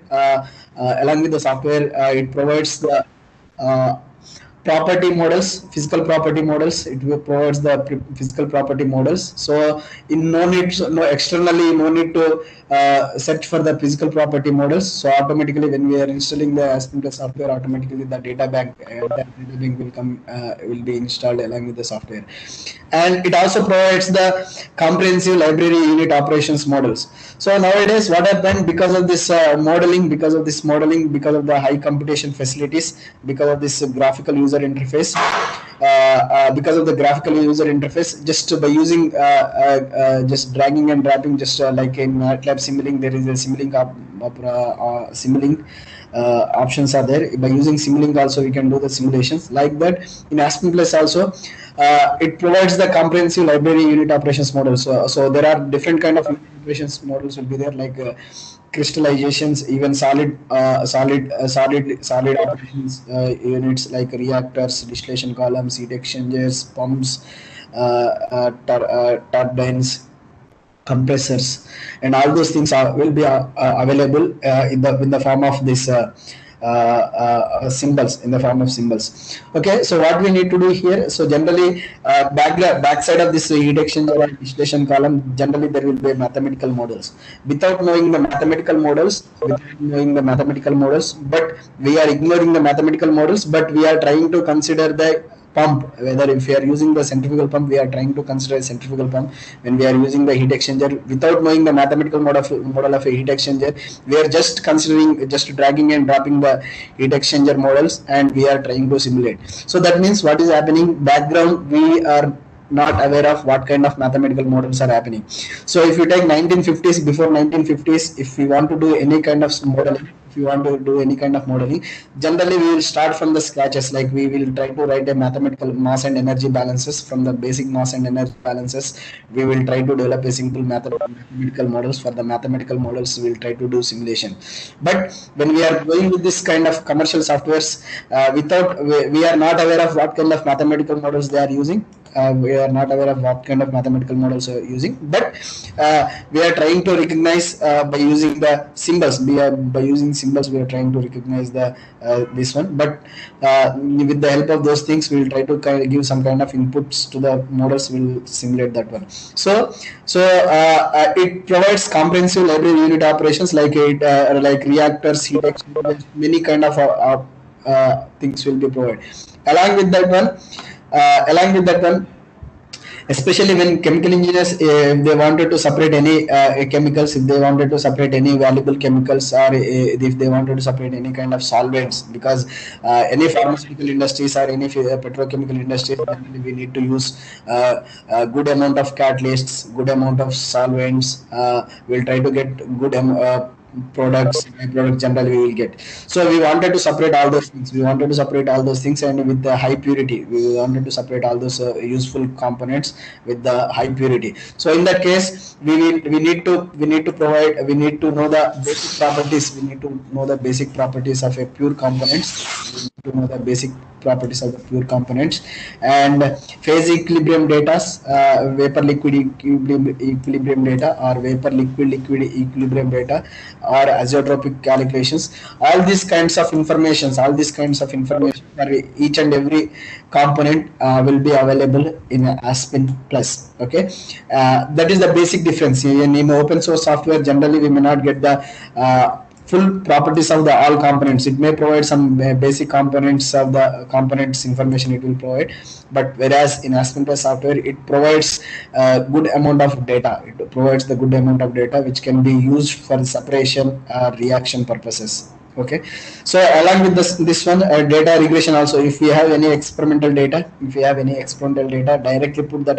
give that experimental data to the Aspen Plus. Automatically this because of this regression models, data regression models, you can easily get the models. Okay, as I said, this pumps and compressors, valves, tanks, heat exchangers, continuous stir tank, reactor, plug flow, reactor, distillation columns. These are the various things will be there. By using dragging and dropping, by using and dragging and dropping option, we can simply copy and paste these mathematical models. But background we don't know, because we are using in Aspen software graphical user interface. Because of that one, we unknowingly using that one. But mathematical, there will be a mathematical model. If you get basic standard textbook, we can will get to know what is the basic mathematical model for the compressors or valves or heat exchangers or CSTRs. Okay, this is the data collected from. This is the data collected from Wikipedia. These are the various softwares. These are the various softwares can be used by various engineers, mechanical engineers, civil engineers, or chemical engineers. So the applications also we are provided here, and the software name here, and the developer who company is developed, and what is the applications, whether it's supports to the Windows systems or Linux systems, and whether the systems are softwares are open source softwares or commercial softwares. Okay. So here mostly in Aspen software, it provides the platform for steady state simulations and dynamic simulation. For both the cases, you can use this Aspen software. Okay, and one more option is there in the recently released versions of MATLAB and Aspen. This Aspen is giving a compatibility with the MATLAB, so you can run the dynamic simulation in Aspen. You can run the dynamic simulation in Aspen, and you can design a advanced controllers in the MATLAB platform. Okay, so that means that the interfacing is required from MATLAB to Aspen software. So in the recent released versions of MATLAB, that facility is there. By using AM simulation, tool, we can combine this one. Okay, so there are various softwares are there. The industrial peoples are using this. Dymola is there. Many industry peoples are using this one. GPMs is another one. GPROMS is another one. ChemCard is another software, and Aspen is there. Aspen Plus and Aspen Technology, these are there. These software can be used for the steady state simulation, dynamic simulations, and optimization purposes. Various simulations are there. Softwares are there. Many are open source software. Some of the commercial softwares are there. You can go through this one if based on your constraints. People can also select the softwares. Okay, so this is the basic reference for this table, whatever the table I am using here. So you can also get this one from Wikipedia. Okay, see here coming to this data banks in Aspen provides data bank like open source software like DWSIM software. It may not provide the data bank. So whereas in Aspen software it provides the data bank, and the data bank names we are provided here: pure components, and aqueous components, and liquid components, and inorganic. And there are various classifications given, and the related contents we are provided here. In pure 10 components, it is having a data from the Design Institute of Physical Property data and Aspen Tech. Okay, so they are provided. This is the information. And whereas solids this data is available for the component parameter for strong electrolytes, salts, and other solids. Okay, and this components can be used for simulations containing electrolytes and solids purposes. Okay, related this one, before jumping into the simulation, generally many people will don't aware of that, what kind of equipments we need to use, what is the data bank they are using. Sometimes some data properties will be used from one data bank, and some other data properties will be used from other data bank. So in that case, while doing the simulation, we will face some kind of problem. We have to be careful about that one. Coming to the unit operations model, there are various unit operations models are available in Aspen mixers, separators, heat exchangers, columns, reactors, pressure changes, manipulators, and solids, and user models. You can also develop user models, whatever the models we want. If some like FCC reactor is there, like in the older versions of Aspen the system, FCC model is not available. So in that case, user defined models we need to give. We need to write our own models, and we can simulate this one. Okay, why as a instrumentation control engineer is required required to do these simulations and other things. Okay, so many industries like even petrochemical industries or pharmaceutical industries or fertilizer industries or steel, cement industries, any industry you can take.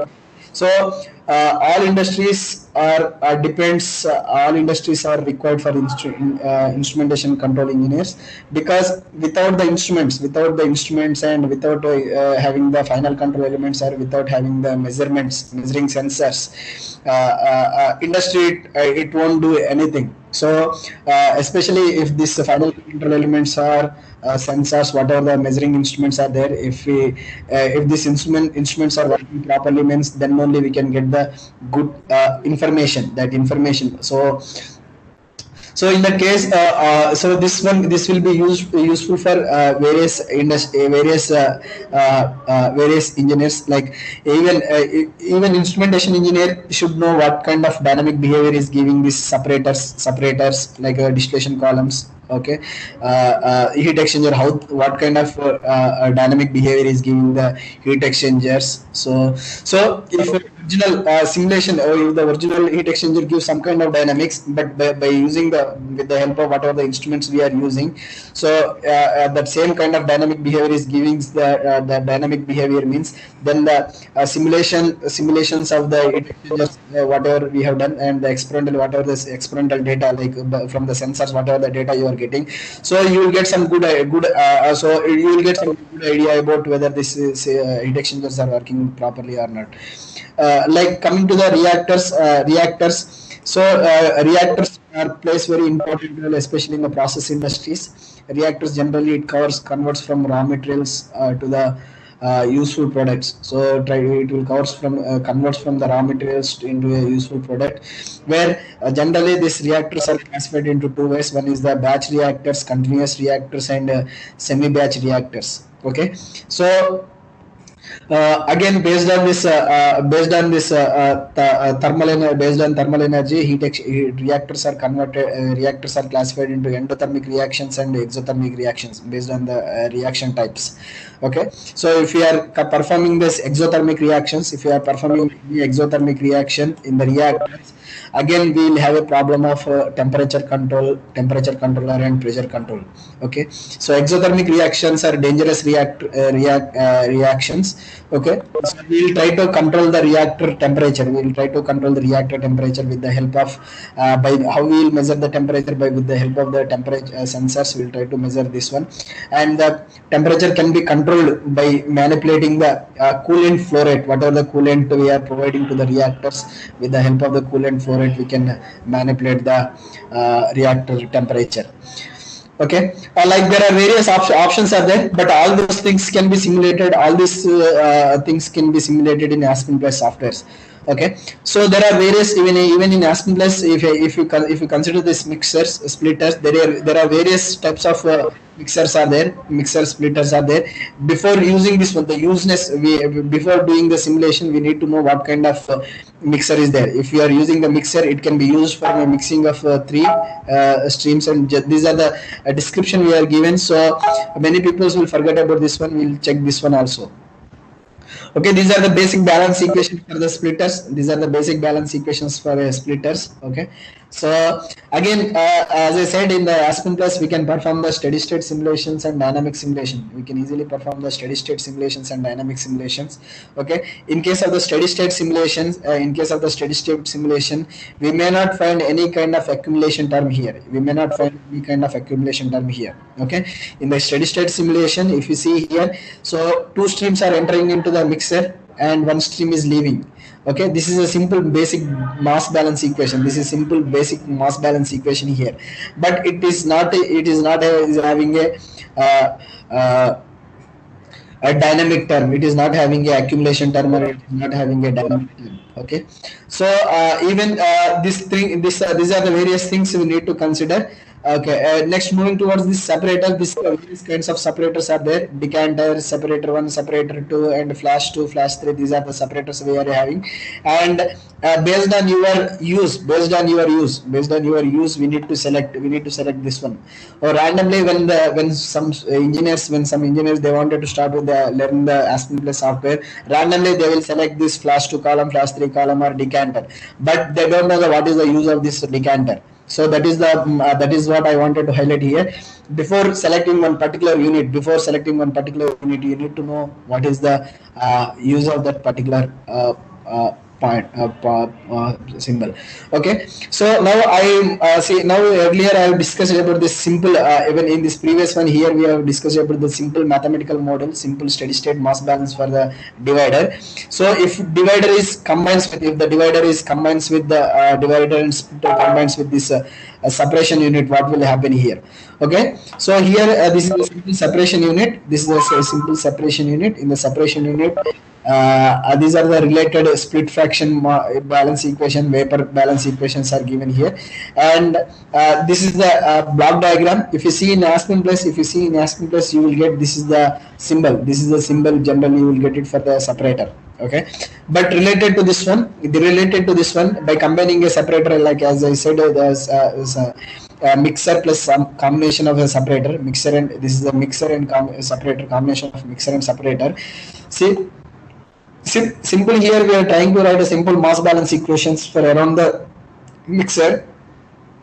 Around the splitter also we are trying to write a simple mass balance equations. Okay, so simply here we wanted to perform simple kind of mass balances here, and we wanted to know the what is the top product compositions, what is the bottom product compositions, along with the total molar flow rate. Okay, because of the split fraction, we are trying to provide this total split is 0.9 here. So in that case, what will be the total molar flow rate in the top, and what is the individual composition mole fractions we need to identify. So to perform all those things, if we do the basic calculations like 1915 calculation by using pen and paper, it is possible to develop a mass balance equations. But if you use this kind of software, it is very simple. Just drag and drop and just give the connection and try to provide the information, what is the total flow rate you are getting here in the streamline 1 and the streamline 2, what is the compositions. And so the unknown part is in the streamline number 4 and 5, what is the compositions.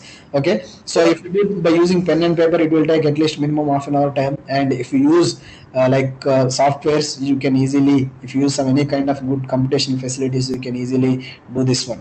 Okay, now the complexity is increasing here. Here we are trying to improve, add the recycle. We are trying to improve add the recycle here, recycle stream here. So in the recycle stream, what is happening here? Mixer is coming here, and here there is a separator is there. Okay, here it is a divider is there. Okay, so to combine all these things, again you will get the number of equations. See here itself, for around the mixer itself, you are getting the overall mass balance, individual component balance equations. Similarly, around the separators also, top compositions, bottom compositions, and overall balance and bottom overall balances equations you will get. Okay, similarly, if you are adding the recycles, again it creates a problem. Again we need to tear this recycled one, and then we need to solve this one. In mathematically, when you are solving this flow sheet in any Aspen software, so it will create little bit problem, but still there are various numerical techniques are there, we can easily converge this one. Okay, so what I wanted to highlight here, so if you are adding a number of units more and more, the complexity of the mathematical model, the number of model equations are increasing here, the number of mathematical models are increasing here. If the number of mathematical models are increasing here, means again it leads some problem. When you are doing the hand calculation, it creates a lot of problems. In that case, it will better to use some good computation facilities so that it will give good idea. Whereas coming to the heat exchangers, there are various types of heat exchangers are there, heaters, heat X, M heat X, and corresponding uses also there. Even I can try to provide this material to everyone. You can go through this one, you will get some idea before starting these simulations. Even in the columns, in the distillation columns, we are having a shortcut columns and rigorous models are there. So shortcut, whenever you wanted to design, whenever you wanted to start up a new company, generally you need to get help from the design engineers. Generally the design engineers, based on your requirements, if you are having a object like that, if you want to produce 10,000 liters per day, 10,000 liters per day some chemical you wanted to produce, like liquid chemical something you wanted to produce.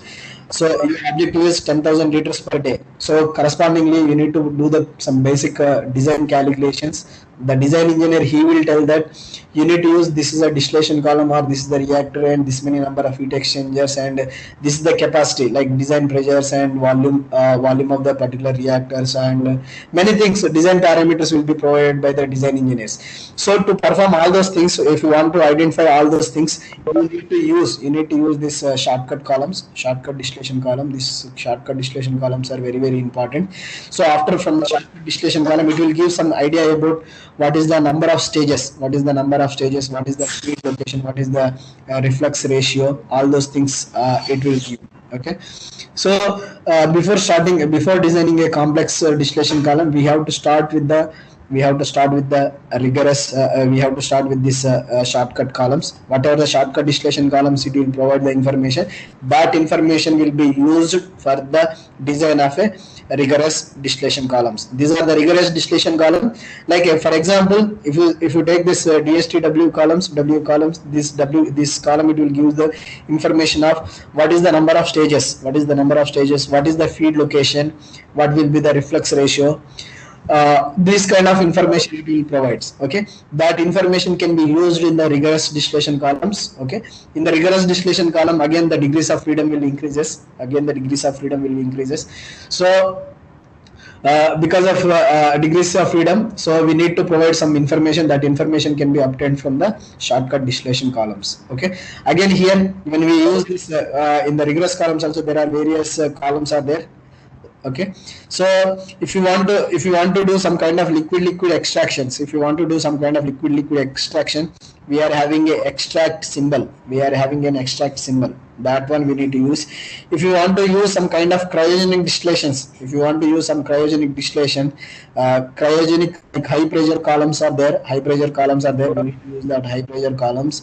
And if you want to do some kind of azeotropic distillations or reactive distillation, there are other red flag columns are there. These models can be used here. And if you want to perform the reactive distillation in the extract column, it is not possible to use that extract column for the reactive distillation. Okay, so based on your application, we need to select a proper model. Whereas in the reactors also, there are various kinds of reactors are there. I think I just go through this one. We'll try to move to the next one. Like pressure changes also, pumps and centrifugal compressors, pipelines, all those things will come into this one. Like manipulators, it's a steam multiplier and steam duplicator. All these things will be available for, like if you want to do some kind of if you want to simulate something like cement industry problems or any related problems, you need to use some kind of crushers, okay, cyclones, okay, filters, various types of things you can use. Okay, so if you want to use if you want to simulate the sugar industry related problems, you can use the crystallizers. There are various modules are there. These models are there. Based on your applications, you can select the better one. Okay, so this Aspen software can be used for perform the simple easily you can perform the mass and energy balances, and it will gives the physical chemistry. Like if you add 3 components, or 4 components, it will try to provide the what is the separation point. And it also provides the engineering thermodynamics. It also provides the engineering thermodynamics information. Reaction engineering and various unit operations are involved in this Aspen Plus. Like unit operations, you can perform various unit operations, and you can also perform the various processes, designs, and control and optimization related things. Okay, so now here the simplified. This is the simple process. Here. 2 mixers are there. 1 reactor is there, 1 separator is there, 1 recycle stream is there, 1 divider is there here.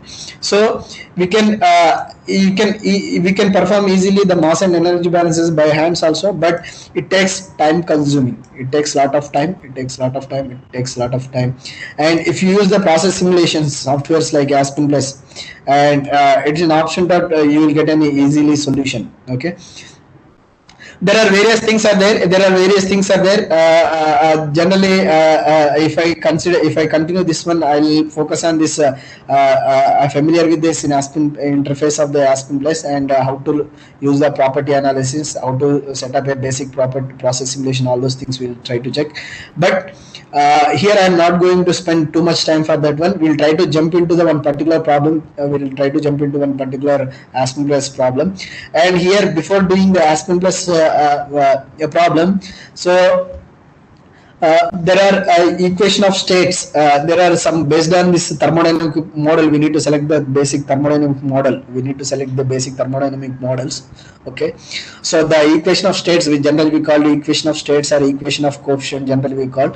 So see, based on the component, if you have a composition of a water and benzene, if you are having a composition of water and benzene, okay, so what kind of thermodynamic model we need to use? What kind of thermodynamic model you need to use? So generally we need to use a thermodynamic model of related to a equation of coefficients. So okay, so again, see, the thing is, there are various combinations are there. You need to know whether it's a polar compositions or non-polar composition, and if it's a polar compositions, if it's a polar composition, just check this one. Just go to here, and if it's not in polar composition, it will come here. So it satisfies the two conditions. It's not water and benzene is a non-polar component, and are the operating conditions near to the critical regions of the mixtures. If it is the S, means again you need to select the equation of state. Whereas coming to the benzene and toluene, so generally we need to use the activation coefficients. There is a difference between the equation of state models and activity coefficient models. So try to refer any standard textbook, so you will get to know what is the basic difference between the equation of state models and activity coefficient models. These two models are related to thermodynamics. Okay, typical activity coefficient model, these are the examples we are given here. These are the various examples we are given here. One is the non-random NRTL method, unique models and unifact models. These are the activity coefficient models.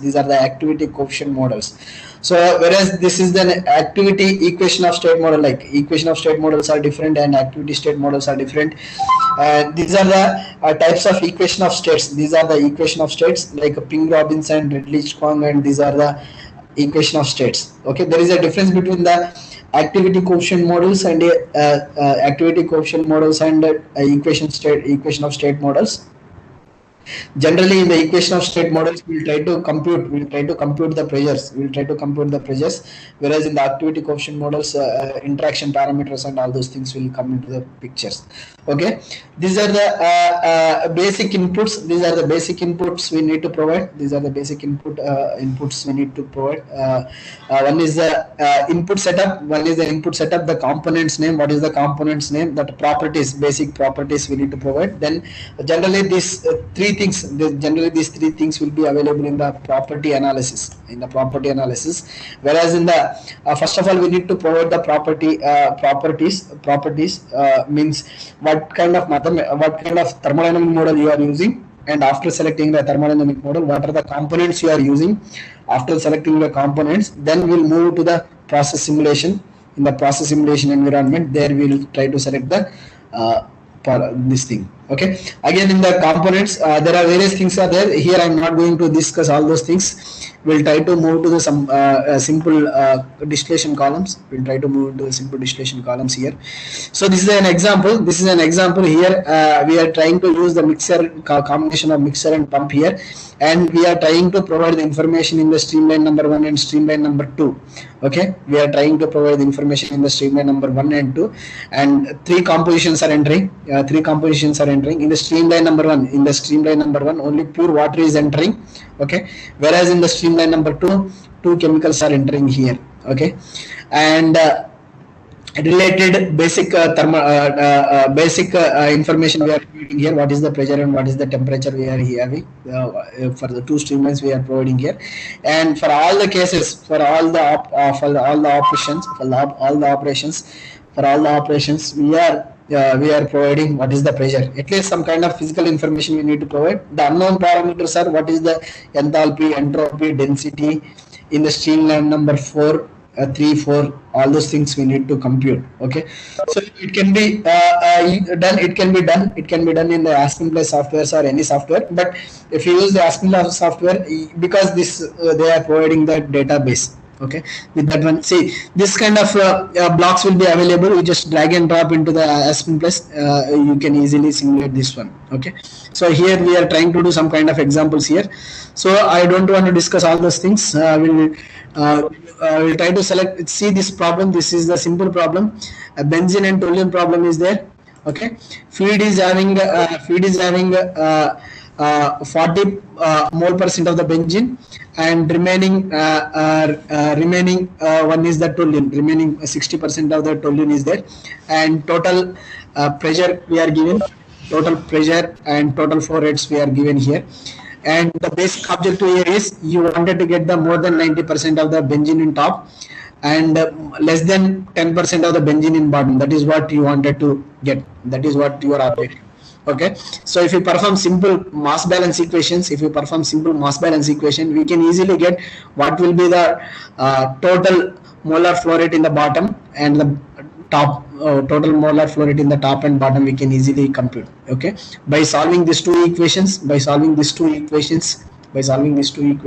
easily compute this one. Okay, along with this one, if you want to simulate this one, if you want to simulate in Aspen Plus, first of all we need to select the components, two components, benzene and toluene. Okay, and you need to select the proper thermodynamic model, like as I said, equation of state model or equation of coefficient. Okay, here we are selecting a equation of activity coefficient model. We are trying to select here NRTL model. We are trying to select here. Based on that one, what is the input? Two components we are provided here. This is the thermodynamic models we are selected here, and the operating condition, feed condition, we are trying to give the feed conditions here, temperatures and pressure information we are providing here. What is the mole fractions? What are the mole fractions we are trying to provide? This kind of information we are providing here. That's it. So after that, based on your objective, for a reflux ratio of 3, if you are maintaining a reflux ratio of 3, you will get a total 7 stages. You will get in 7 stages. So here, this kind of information will be provided in the shortcut distillation column. Okay, so then this information can be used in design of while designing a red flag column, rigorous distillation column. So there we need to provide what is the total number of stages and what is the feed location. This kind of information we need to provide. We'll get the total number of stages and feed location. We'll get it from the shortcut distillation columns. Okay. Then after that we can easily design the dynamic simulation. We can easily finish the steady state simulation. Then we need to export into the dynamic simulation. So that dynamic simulation we can perform the dynamic analysis. Then we can after performing the dynamic analysis, we can easily identify the dynamic mathematical model, like to get a transfer function model or whatever the thing, and we can easily analyze the interactions. After analyzing the interaction, we'll look forward for we'll look to the advanced controllers like MPC controller or PID control, whatever the controller you want to design. These are the various problems we are given. So if someone is really interested to solve this one, you can go through these problems here. Some solutions also we are given here.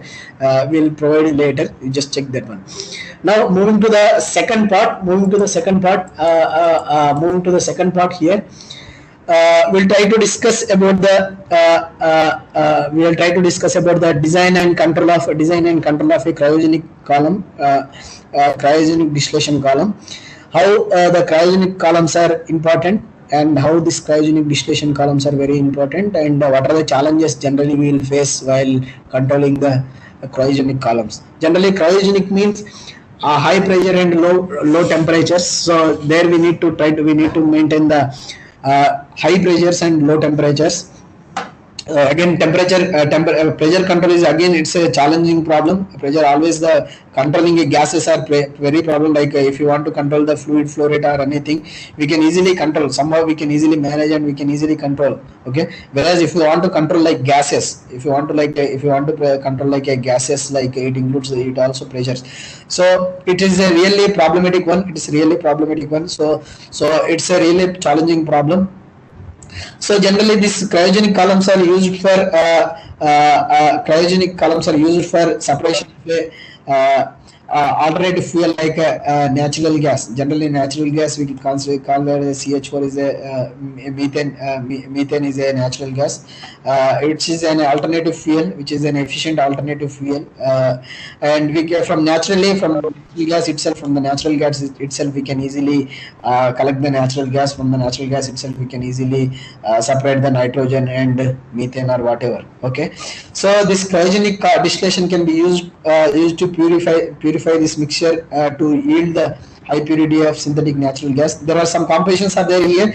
Naturally, whatever the naturally available compositions are there in the carbon monoxide, carbon dioxide, hydrogen, nitrogen, methane. These are the compositions will be there. So naturally, and LR includes it also includes the oxygen. It also includes the oxygen from the natural, whatever the natural gas is there. That from the natural gas, we'll try to separate this CH4. We'll try to separate the CH4. The separated CH4 can be used. This by for the separation of CH4 can be used to separate to get the maximum purity of methane here.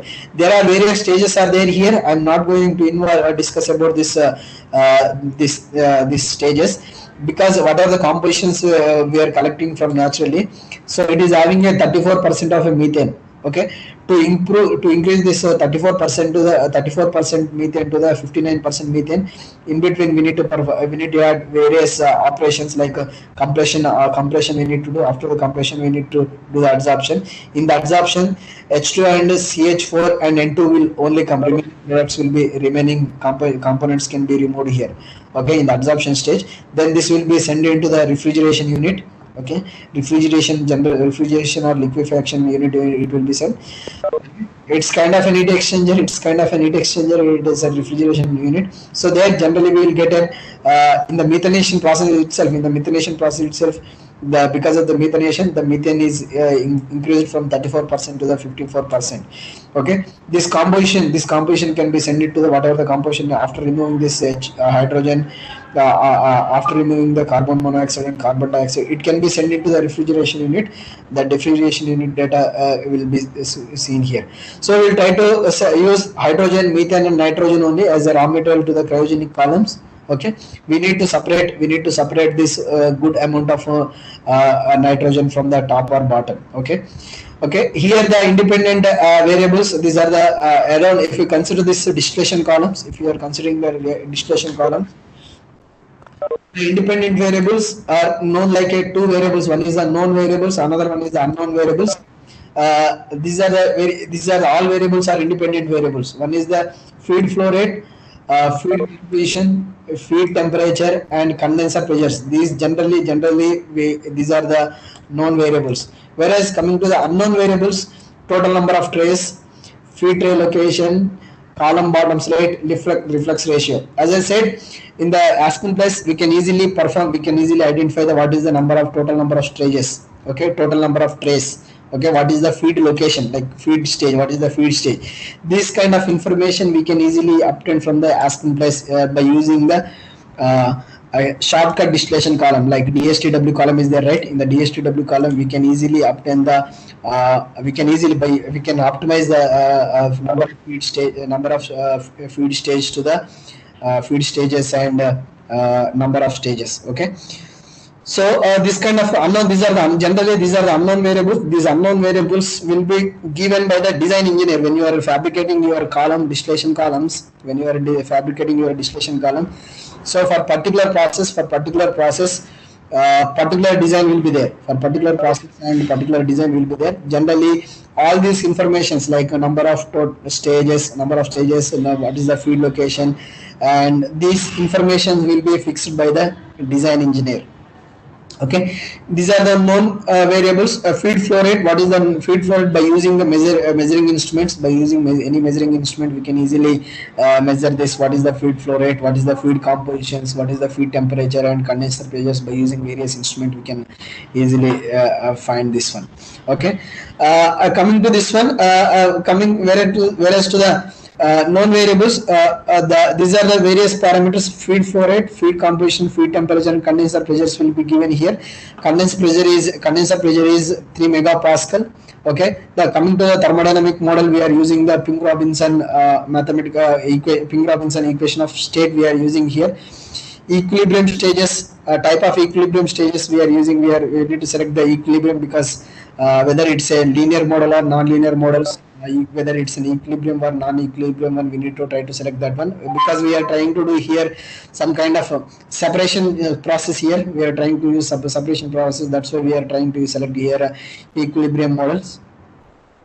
Okay, now feed flow rate also we are having. Total feed flow rate we are giving here 1 kilomoles per second, and the temperature of the feed is 100 kelvins. Okay, the feed compositions we are having here 59% of this methane and 35.1% of the hydrogen, and remaining one is the nitrogen is there.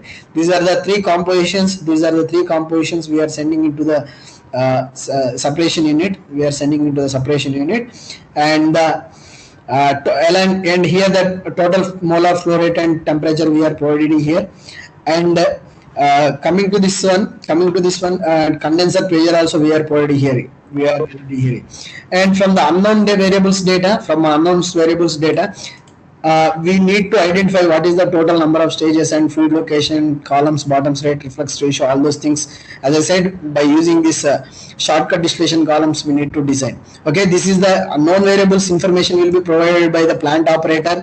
Unknown variables information will be provided by the design engineers. Okay, if you want to do all these things, if you want to do this thing in the plant or any industry, so these are the information will be provided by the design engineers. Okay, these are the information will be provided by the plant operator. Okay, so this is the information we are trying to provide here. These are the sensitivity analysis we have done. So here, by changing the number of stages, here, by changing the number of stages here, you see number of stages are there in the top composition and bottom composition. Two compositions are there here. Okay, so how the purity is increasing. Okay, here obviously if you are increasing the number of stages, the mole fraction of CH4 in distillate in the top, it's increasing. Okay, whereas mole fraction of the CH4 in the bottom's rate, it's also increasing here. Okay, so now we need to identify what will be the optimum value. We'll need to identify the optimum number of stages, and correspondingly it also increase. If you are selecting the total 23 number of stages, means indirectly you are spending a lot of money for fabricating the distillation column. Okay, so all those things can be finalized in the design stage itself. All those things can be finalized in the design stage itself. These are the various sensitivity analysis we have done here. These are various sensitivity parameters we have done here. The effectiveness of the number of stages in the top composition, bottom compositions, and mole fractions, and other things we have done here. And these are the total number of stages. As I said in the simulation, in the design engineers, he will try to provide the what is the number of stages and what is the feed location.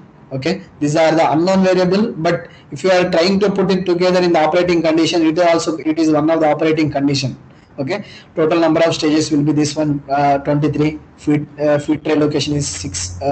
Sixth stage is the feed stage. Total flow rate is this much, and that feed temperature is 100 kelvins. Okay, condenser pressure, and when we are designing a distillation, this cryogenic columns or distillation column, we need to check the pressure. Because sometimes if you want to perform some kind of dynamic analysis, so pressure is very, very important. You need to maintain some delta P pressure in between the stages. Some certain delta P pressure you need to maintain in some each and every stage. Okay, so that if you are not maintaining that pressure, even in the steady state simulation you will get the results, but when you are doing the dynamic simulation you will get an errors. Lot of errors you will get. Okay, so even in dynamic simulations also some limitations are there. The limitations are nothing but stage to stage, each stage to stage we need to maintain some stage pressure difference. Like overall in the column we need to maintain, we should not say that the column is operating at constant pressure. That is the only assumption. In practically it is impossible. Okay, in practically column distillation columns or anything, it will operate, it won't operate at the constant pressure. Anyway, we need to provide some kind of a pressure difference in the columns. Like you see here, in the feed, these are the feed compositions, these are the feeds, these are the three compositions we are providing here, and the feed compositions are this is the feed compositions, and the bottom products are these are the bottom products we are giving in the terms of the mole fraction, in terms of the mole fractions. Okay, so here we are trying to separate high methane in the bottom, we are trying to get a high level methane in the bottoms here. Whereas in the basic, our basic objective is we wanted to separate the good purity of methane. We wanted to separate the basic objective is we wanted to separate the good purity, good quality of the methane. We wanted to separate. Okay, so if you want to get this much 99.9% of the methane in the bottom, so you need to provide the information. You need to provide the information. You need to maintain the reboiler heat duty is this much, 1804 kilowatts, and whereas in the condenser duty this is -3. That means coolant, minus it represents that the coolant you need to provide a coolant like 3143 kilowatts coolant you need to provide. Like reboiler temperature 176 you need to give, and the condenser pressure also you need to give, condenser temperature you need to give 140, reboiler temperature 176 kelvins, condenser pressure is 30 kelvin. Okay, these are the informations. Like when you are talking about, when you are discussing with the control engineers always ask that what will be the control variable in this problem. The control variable is the bottom product purity, and the bottom product purity on CH4, and another property is this one. In the top also, in the distillate also, this should be very minimum. It should be minimum. Okay. So if you want to do all those things, you need to manipulate the you can also manipulate the reboiler heat duty or condenser heat duty. And now the problem here is, generally all these chemical processes are multivariable processes. Generally, if you are considering bottom product purity, if you want to maintain the bottom product purity, bottom product is the controlled variable. The manipulated variable will be the reboiler heat duty. Okay, but it is also very sensitive sometimes, because we perform some dynamic sensitivity analysis. It is also very sensitive to the condenser heat duty. Okay, that bottom product purity will also changes, because if you change the condenser heat duty, bottom product purity also change. If you give any minor changes in the reboiler, automatically it will give the bottom, it will also shows the effect on the bottom product purity. Generally, it's a problem of a multivariable problem. It is a problem of multivariable problem. So in this case, we need to design, instead of designing a single CISO controller, we need to design a multivariable controller.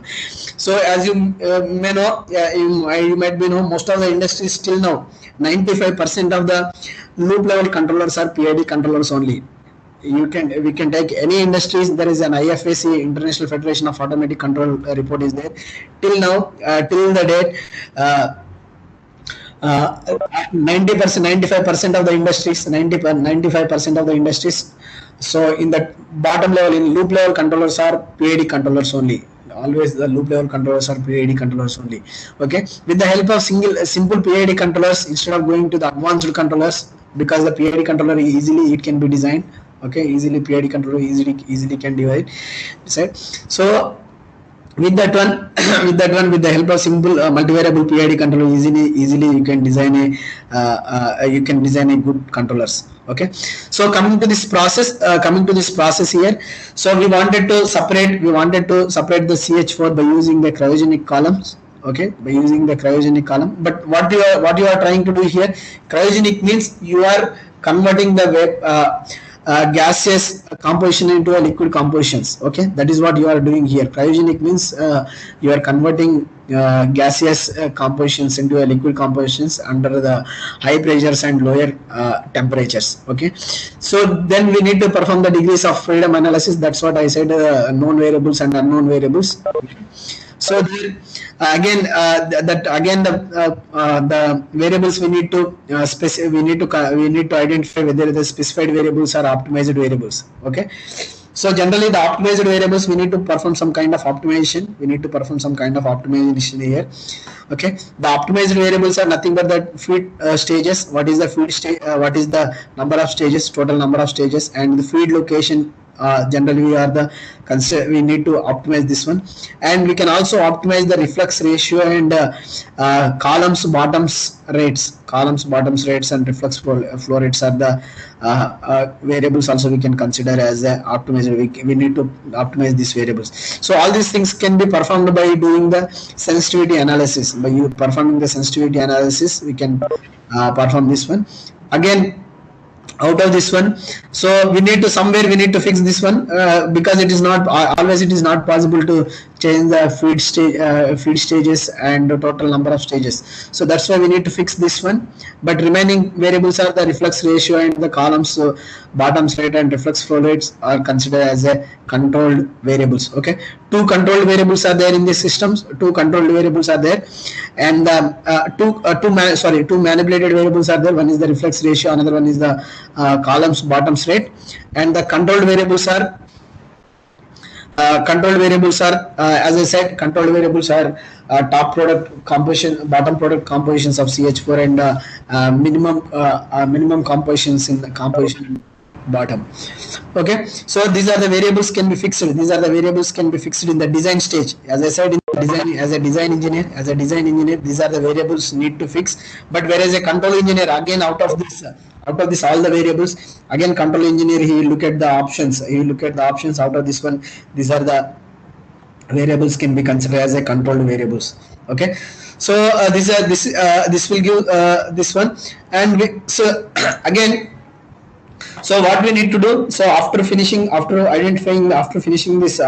the degrees of freedom analysis and after fixing the control, what are the control variables, we need to identify the process models. There are various techniques are there.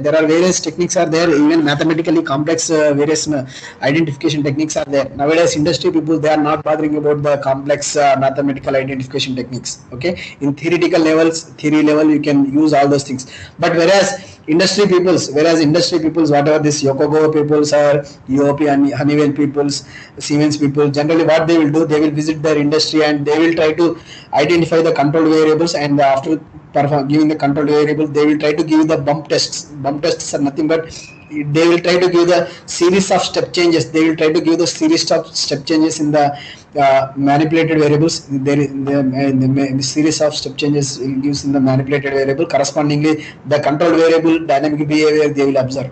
Okay, that is what the basic identification technique. Bump test try to give like series of step changes will give. Correspondingly, the dynamic behavior we need to observe. For the dynamic behavior, from this dynamic behavior we can easily identify the transfer function model. So there are a lot of theories there. There are various techniques are there, like reaction curve technique is there, Krishnaswamy Sundaresan techniques are various types of model identification techniques are there. Try to go through the literature so that you will get an idea about what it is that this one. So by using this dynamic behavior we can easily identify the transfer function models, multivariable transfer function models, and for that one we can easily design a controls. Okay, coming to this cryogenic columns, here if you want to maintain the purity of the bottom product purity and top product purity. Okay, there are various control structures are there here. One of the conventional control structure is this one. One of the conventional control structure is there here. So there in the first case, here case B, case A, case B, case 3, three control structures are there. This is a control structure 1, control structure 2, and control structure 3. See, in the control structure 1, which is a conventional one, still with the help of conventional one, you can get the more purity in the top and bottom.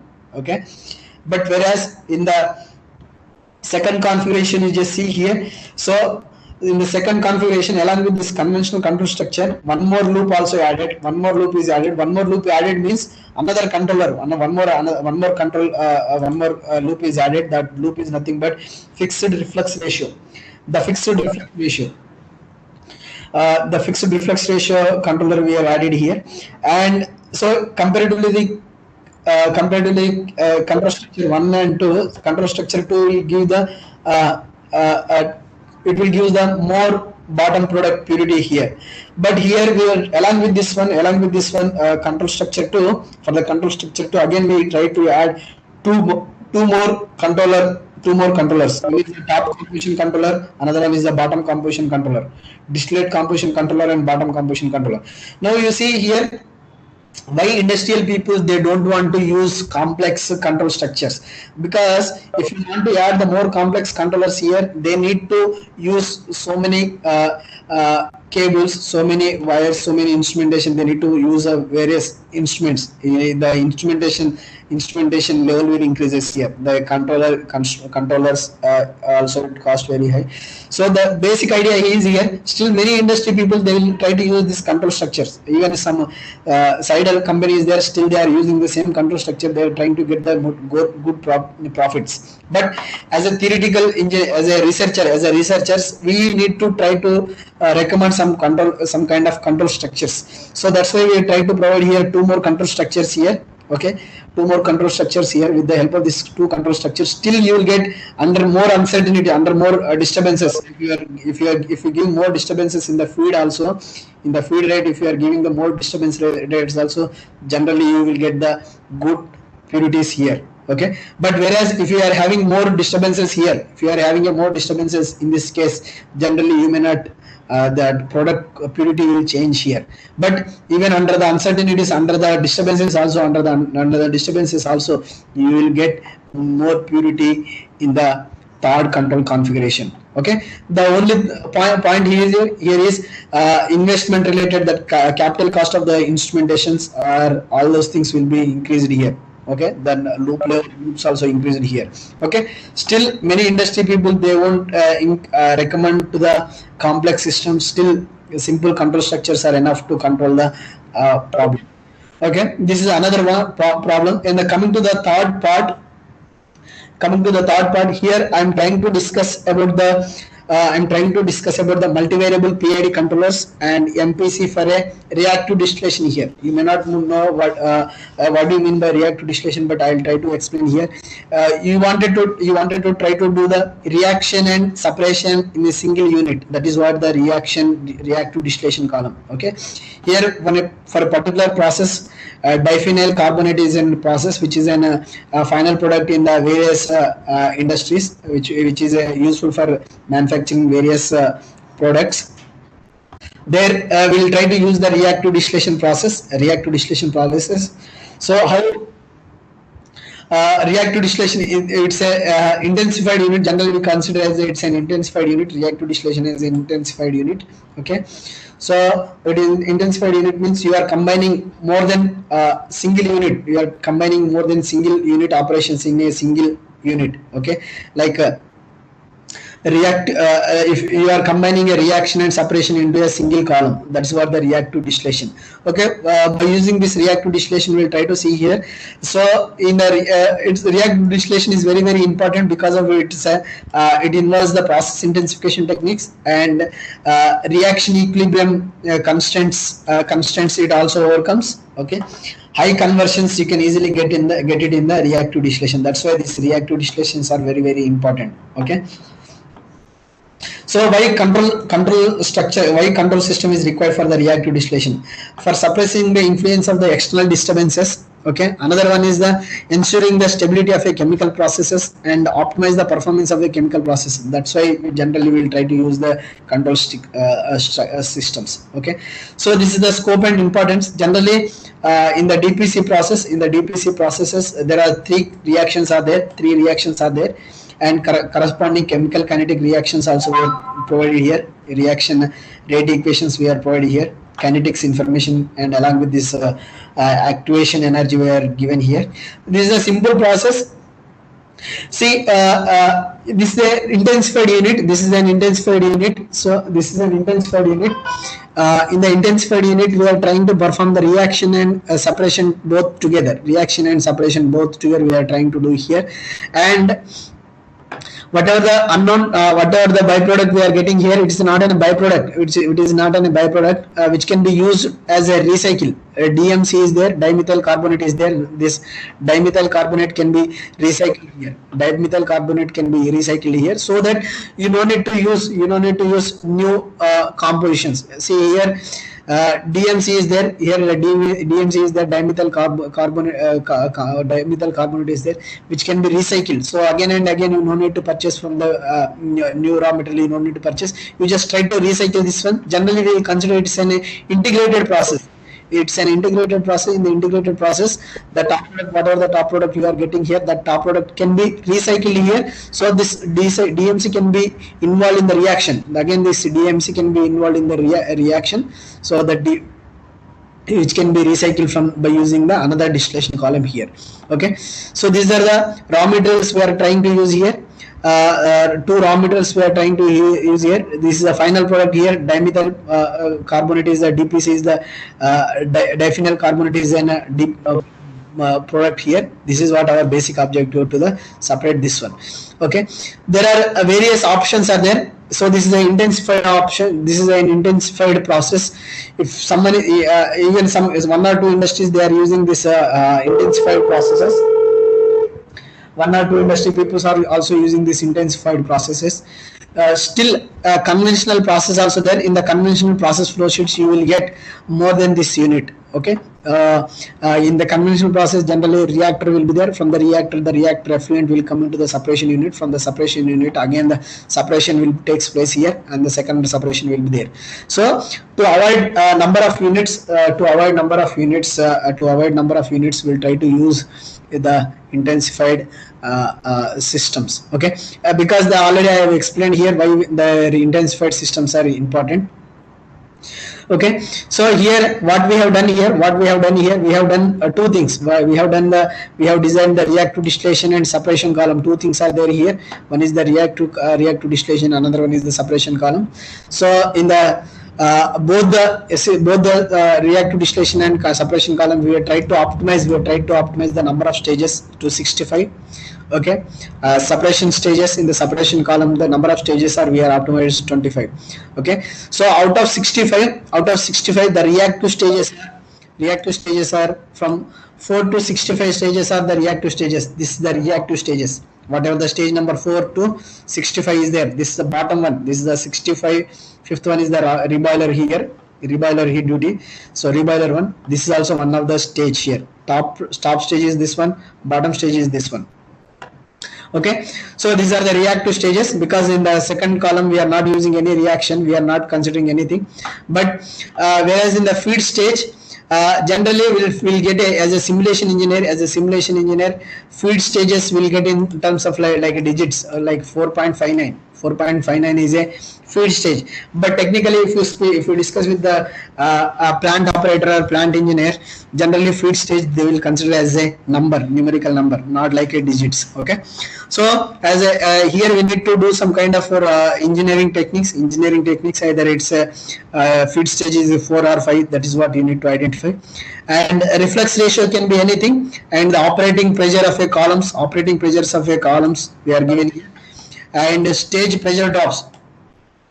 Also we are given here, kilopascals. In terms of the kilopascals, we are given here. And these are the other design parameters, like tray hold up, column diameters, and column heights. All those things will be given here. And to maintain our product purity, the possible manipulated variables, again here the possible manipulated variables for this one is the condenser heat duties and reboiler heat duties. Okay, so now we'll see here, these are the other hydraulic design parameters we are providing here. What is the plate spacing, plate diameter, and all those things we are trying to provide here. So all these things will be designed by using the standard calculation. There are some standard procedure is there, how to compute the downcomer area. There is a standard empirical equation is there, how to compute the plate area. There are some standard calculations procedures are there. We will try to follow, everyone can follow that standard procedures. Okay, now there are also we perform the sizing of accumulators, like a reflux drum and reboiler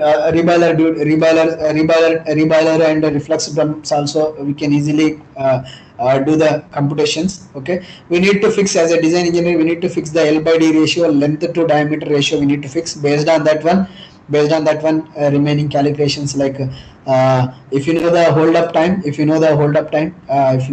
time, so we can easily do all those things. Okay, these are the steady state simulations. As I said, this is a product, this is the raw materials, PA is the raw material. Okay, two compositions we are entering, and the final composition is here. This is the final composition we are having. DPC MA is the final composition here. This is in the distillate. In the distillate, MS should be 99%, and the bottom DMC is the dimethyl carbonate is there. This is the 99% we are getting. In the both the cases, we will try to get the good purity. We will try to get the good purity in the distillation column. Now, as an engineer, as a control engineer, I will bother about this one. What are the controlled variables and manipulated variables? These are the controlled variables are nothing but is here whatever I highlighted here, DPC. Whatever the highlighted here is the DPC is the controlled variable, and the MA in the distillate, this is in the bottoms one, it's another controlled variable, and this is also in the top, this is another controlled variable. Like, whereas the manipulated variables are here, the condenser and reboiler utilities are the manipulated variables. Okay, so now here in the dynamic analysis, we need to perform some kind of dynamic analysis. From the dynamic analysis, we need to know what are the interactions between the input variables and output variables. There are various techniques are there to identify the interactions. One is the relative gain area, another one is the Neiderstick index. Okay, by using this these formulas, we can easily identify the interactions. Okay, so based on the interactions, we need to identify the possible. We need to do some pairing, input to out pairing we need to do. So these are the for computing the interaction, we can use the various techniques. Whereas in the model identification, as I said, reaction curve method is one of the familiar method. Many industry people are using, ABB, many people are using. SK1 Sundaration and Krishnaswamy method also available, and another optimization methods also there. So another optimization methods also there. There are various things also there. So by using this one model identification, we can easily identify the controllers. Based on that, we can easily identify the interaction. Based on the interactions, whether the centralized controllers are suitable or decentralized controllers are better, or advanced like MPC is better or not, we can easily conclude that one. So here we have tried to do some kind of open loop simulation without a controller. We try to give the series of step changes in the manipulated variable. Here we given a series of step changes in the manipulated variables. Correspondingly, the output variables output variables y1 and y2s are there here. So here you see, in the simulation itself, we are trying to give a step change. We are trying to give a step change in the reboiler heat duty from 892.934 kilowatts to, so some percentage of step change we are given. The percentage of step change is 0.75%. That means up and down 0.75% we are given. Okay.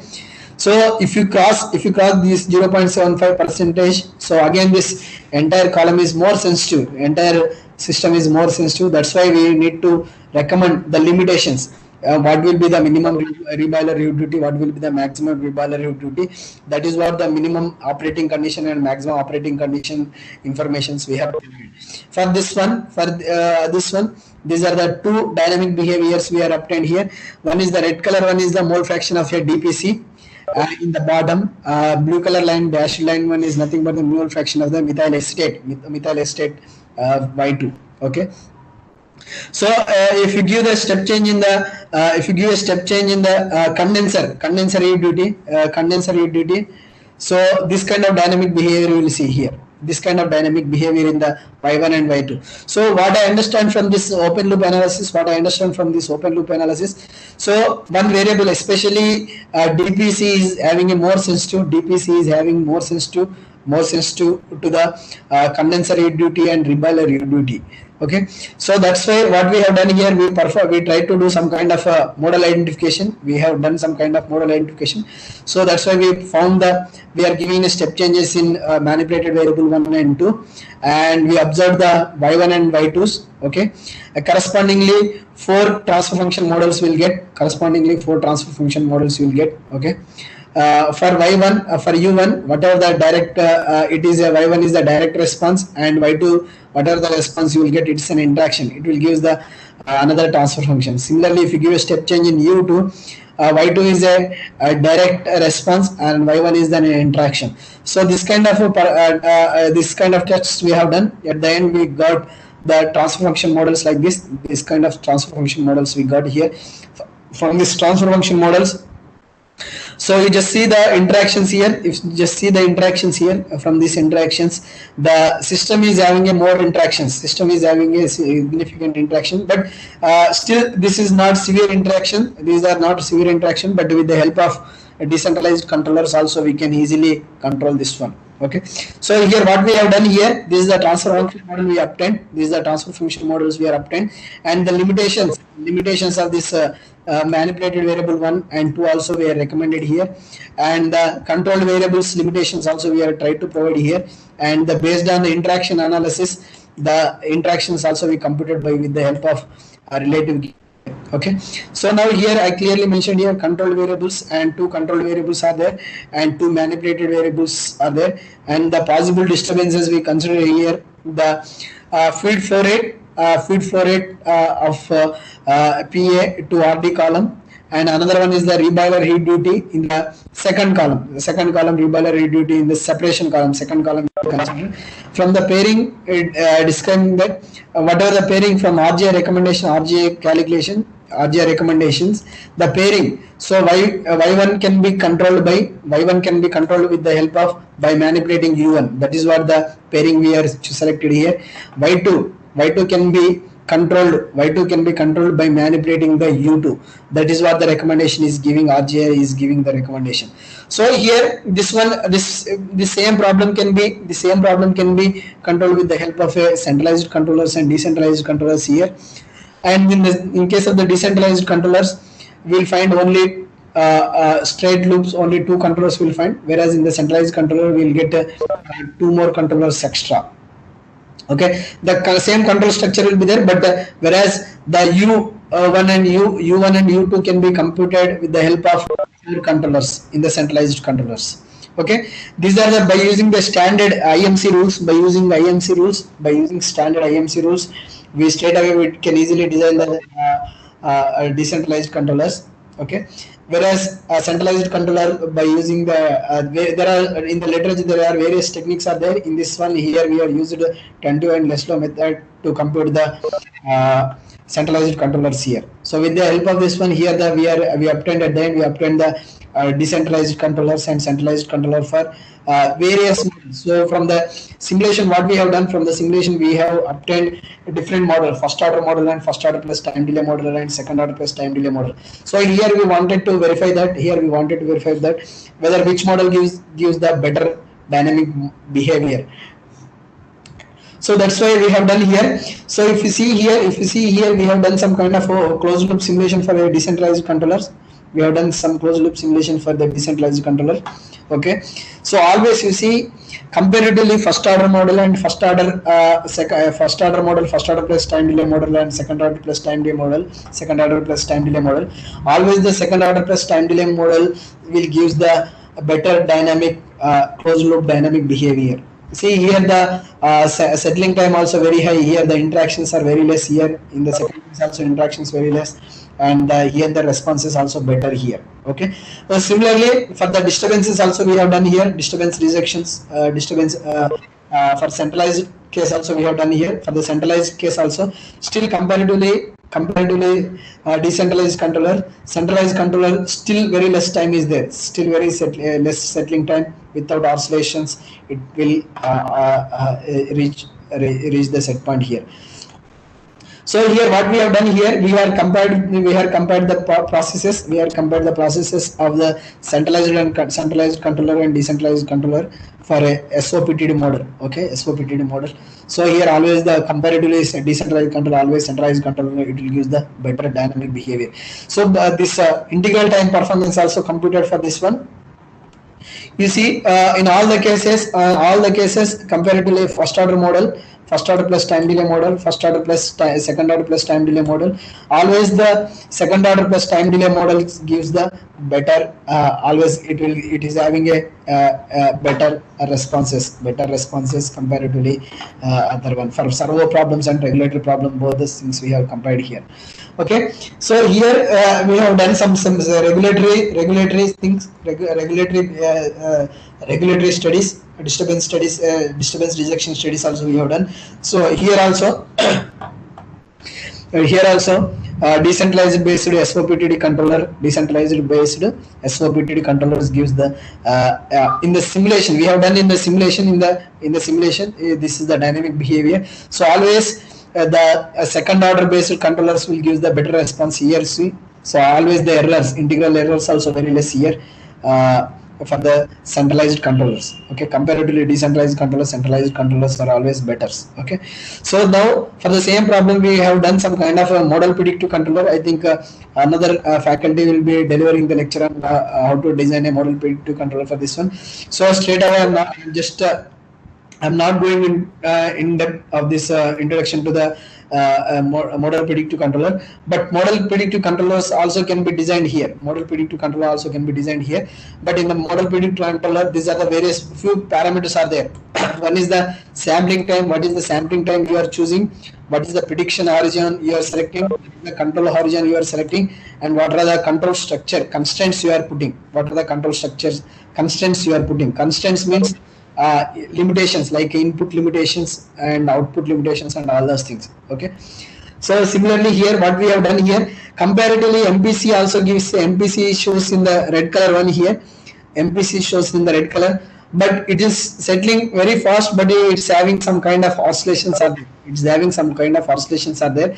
So what I recommend from here, so instead of performing some kind of optimization computations, online optimization calibrations, try to design some PID controller, with new design techniques. So automatically it will give the better performance. Okay, so even if you want to design MPC controller, again you need to use you need to replace the various instruments. You need to replace the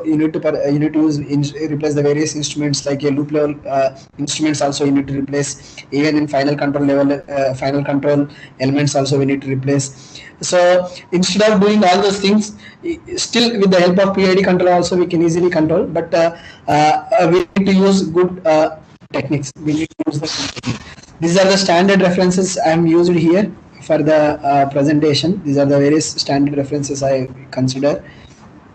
Just go through this one so you get some idea. So I'll stop it here. I'll stop the presentation here. If there is any questions from the audience, they can ask.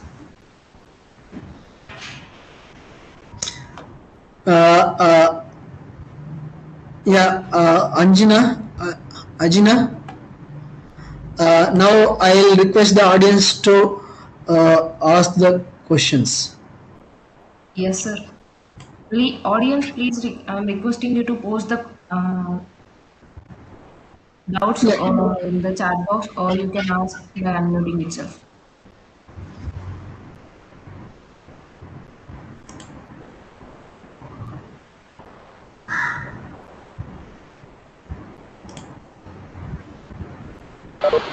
Sir, is there any guidance for selection of ODE solvers while simulating these complex systems?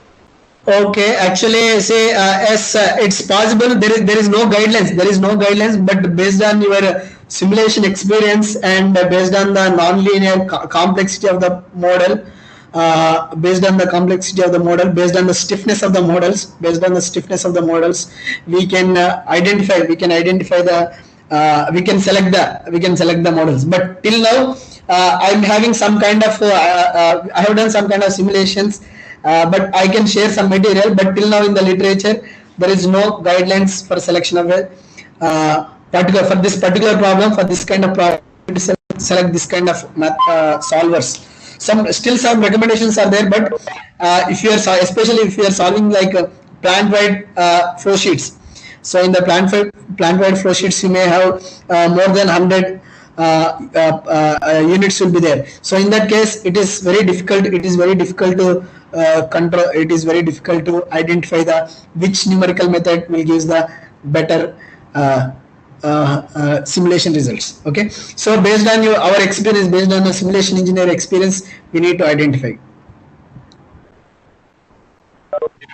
Okay, I'll try to show you my simulation these references again. I think Trimurti.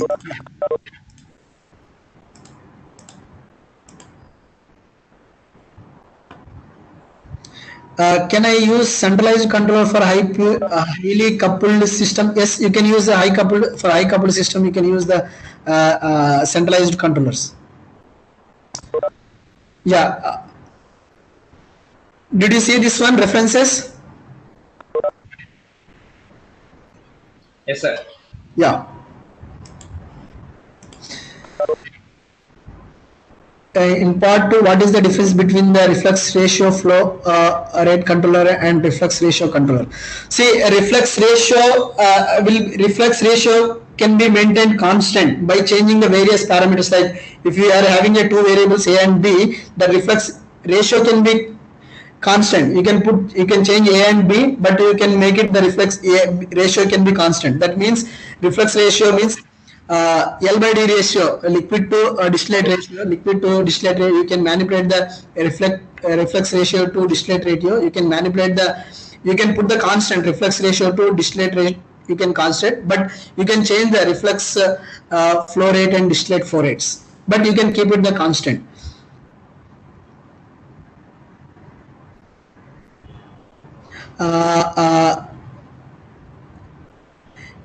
Anything else? Any questions?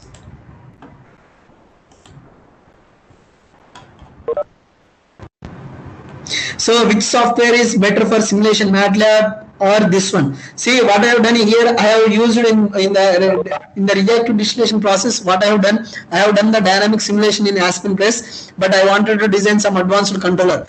For me, it is not possible to design that advanced controller in Aspen Press. That's why what I have done, I have used the interface platform from Aspen Press to MATLAB.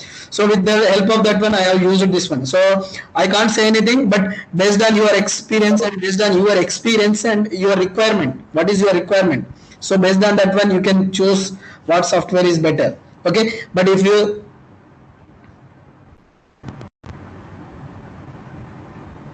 could you please elaborate for which purposes numeric modeling are specifically used? See, numerical, mathematical modeling and simulations, modeling and simulation are interrelated things. First of all, when you wanted to do simulation without knowing the mathematical model, it is not possible to do the simulation. Okay. First of all, you need to have some kind of mathematical model. Whether mathematical model might be a first principle like ordinary differential equations or partial differential equations, or it might be a data-based model. Okay. Data-based model means you need to collect the input data and you need to try to come up with some kind of a correlation between the inputs and outputs. So it will give some ARMA model and ARMA X model, whatever the system identification. There are various techniques are there in the system identification textbooks. Just refer that one. So mathematical models are very essential. Models are essentials for the simulations. If you know the models, then only we can perform the simulations. Now. After developing a mathematical models, you can use any kind of solvers. You can use any kind of solvers for solving the problems. Trimurti, anything else?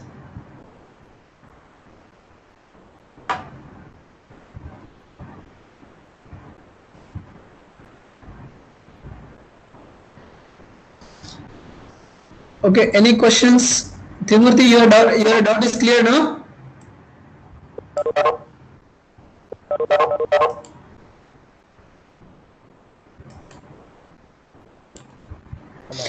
Okay, yeah.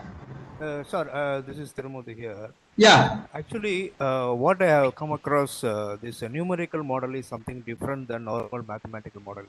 So that's what my question was See, around that. numerical model. See, numerical is methods. Numerical methods are different. Numerical modeling. There won't be. You don't get confusion with this modeling, and don't mix the. There is a modeling is part separate. Modeling is separate. Simulation is separate. Analysis is separate. Okay. Don't mix the modeling and simulation. Mathematical modeling is different. Under some assumption, you will try to develop a mathematical model. Those models can be used in next stage. The next stage is nothing but the simulation stage. Fine. Okay. In the simulation stage, you need to select the various numerical methods for solving particular problem. There are various techniques are there. Okay. Those techniques based on your problem nature, you need to select which numerical method is better. Okay. Yeah, we should not mix with these numerical methods and mathematical models and simulation. So all these things are interrelated things, but when we are starting, means we need to start from the modeling, simulation, analysis. Like that, we need to go. Fine. Okay. Yeah, fine. Thank you. Yeah, fine.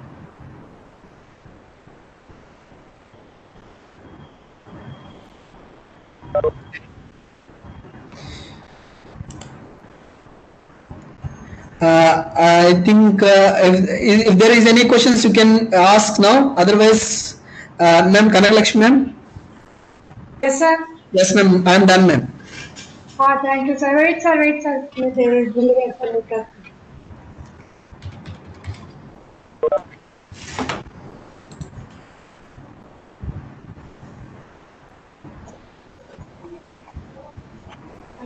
Anija, Sandri. Yeah, yes, ma'am. Thank you, sir, for having this wonderful session. Thank you. Thank you.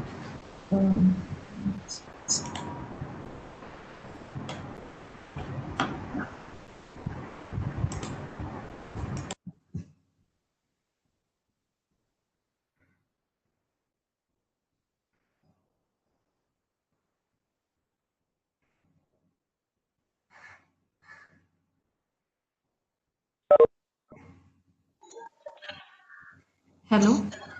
Next session will be at 2:30 p.m.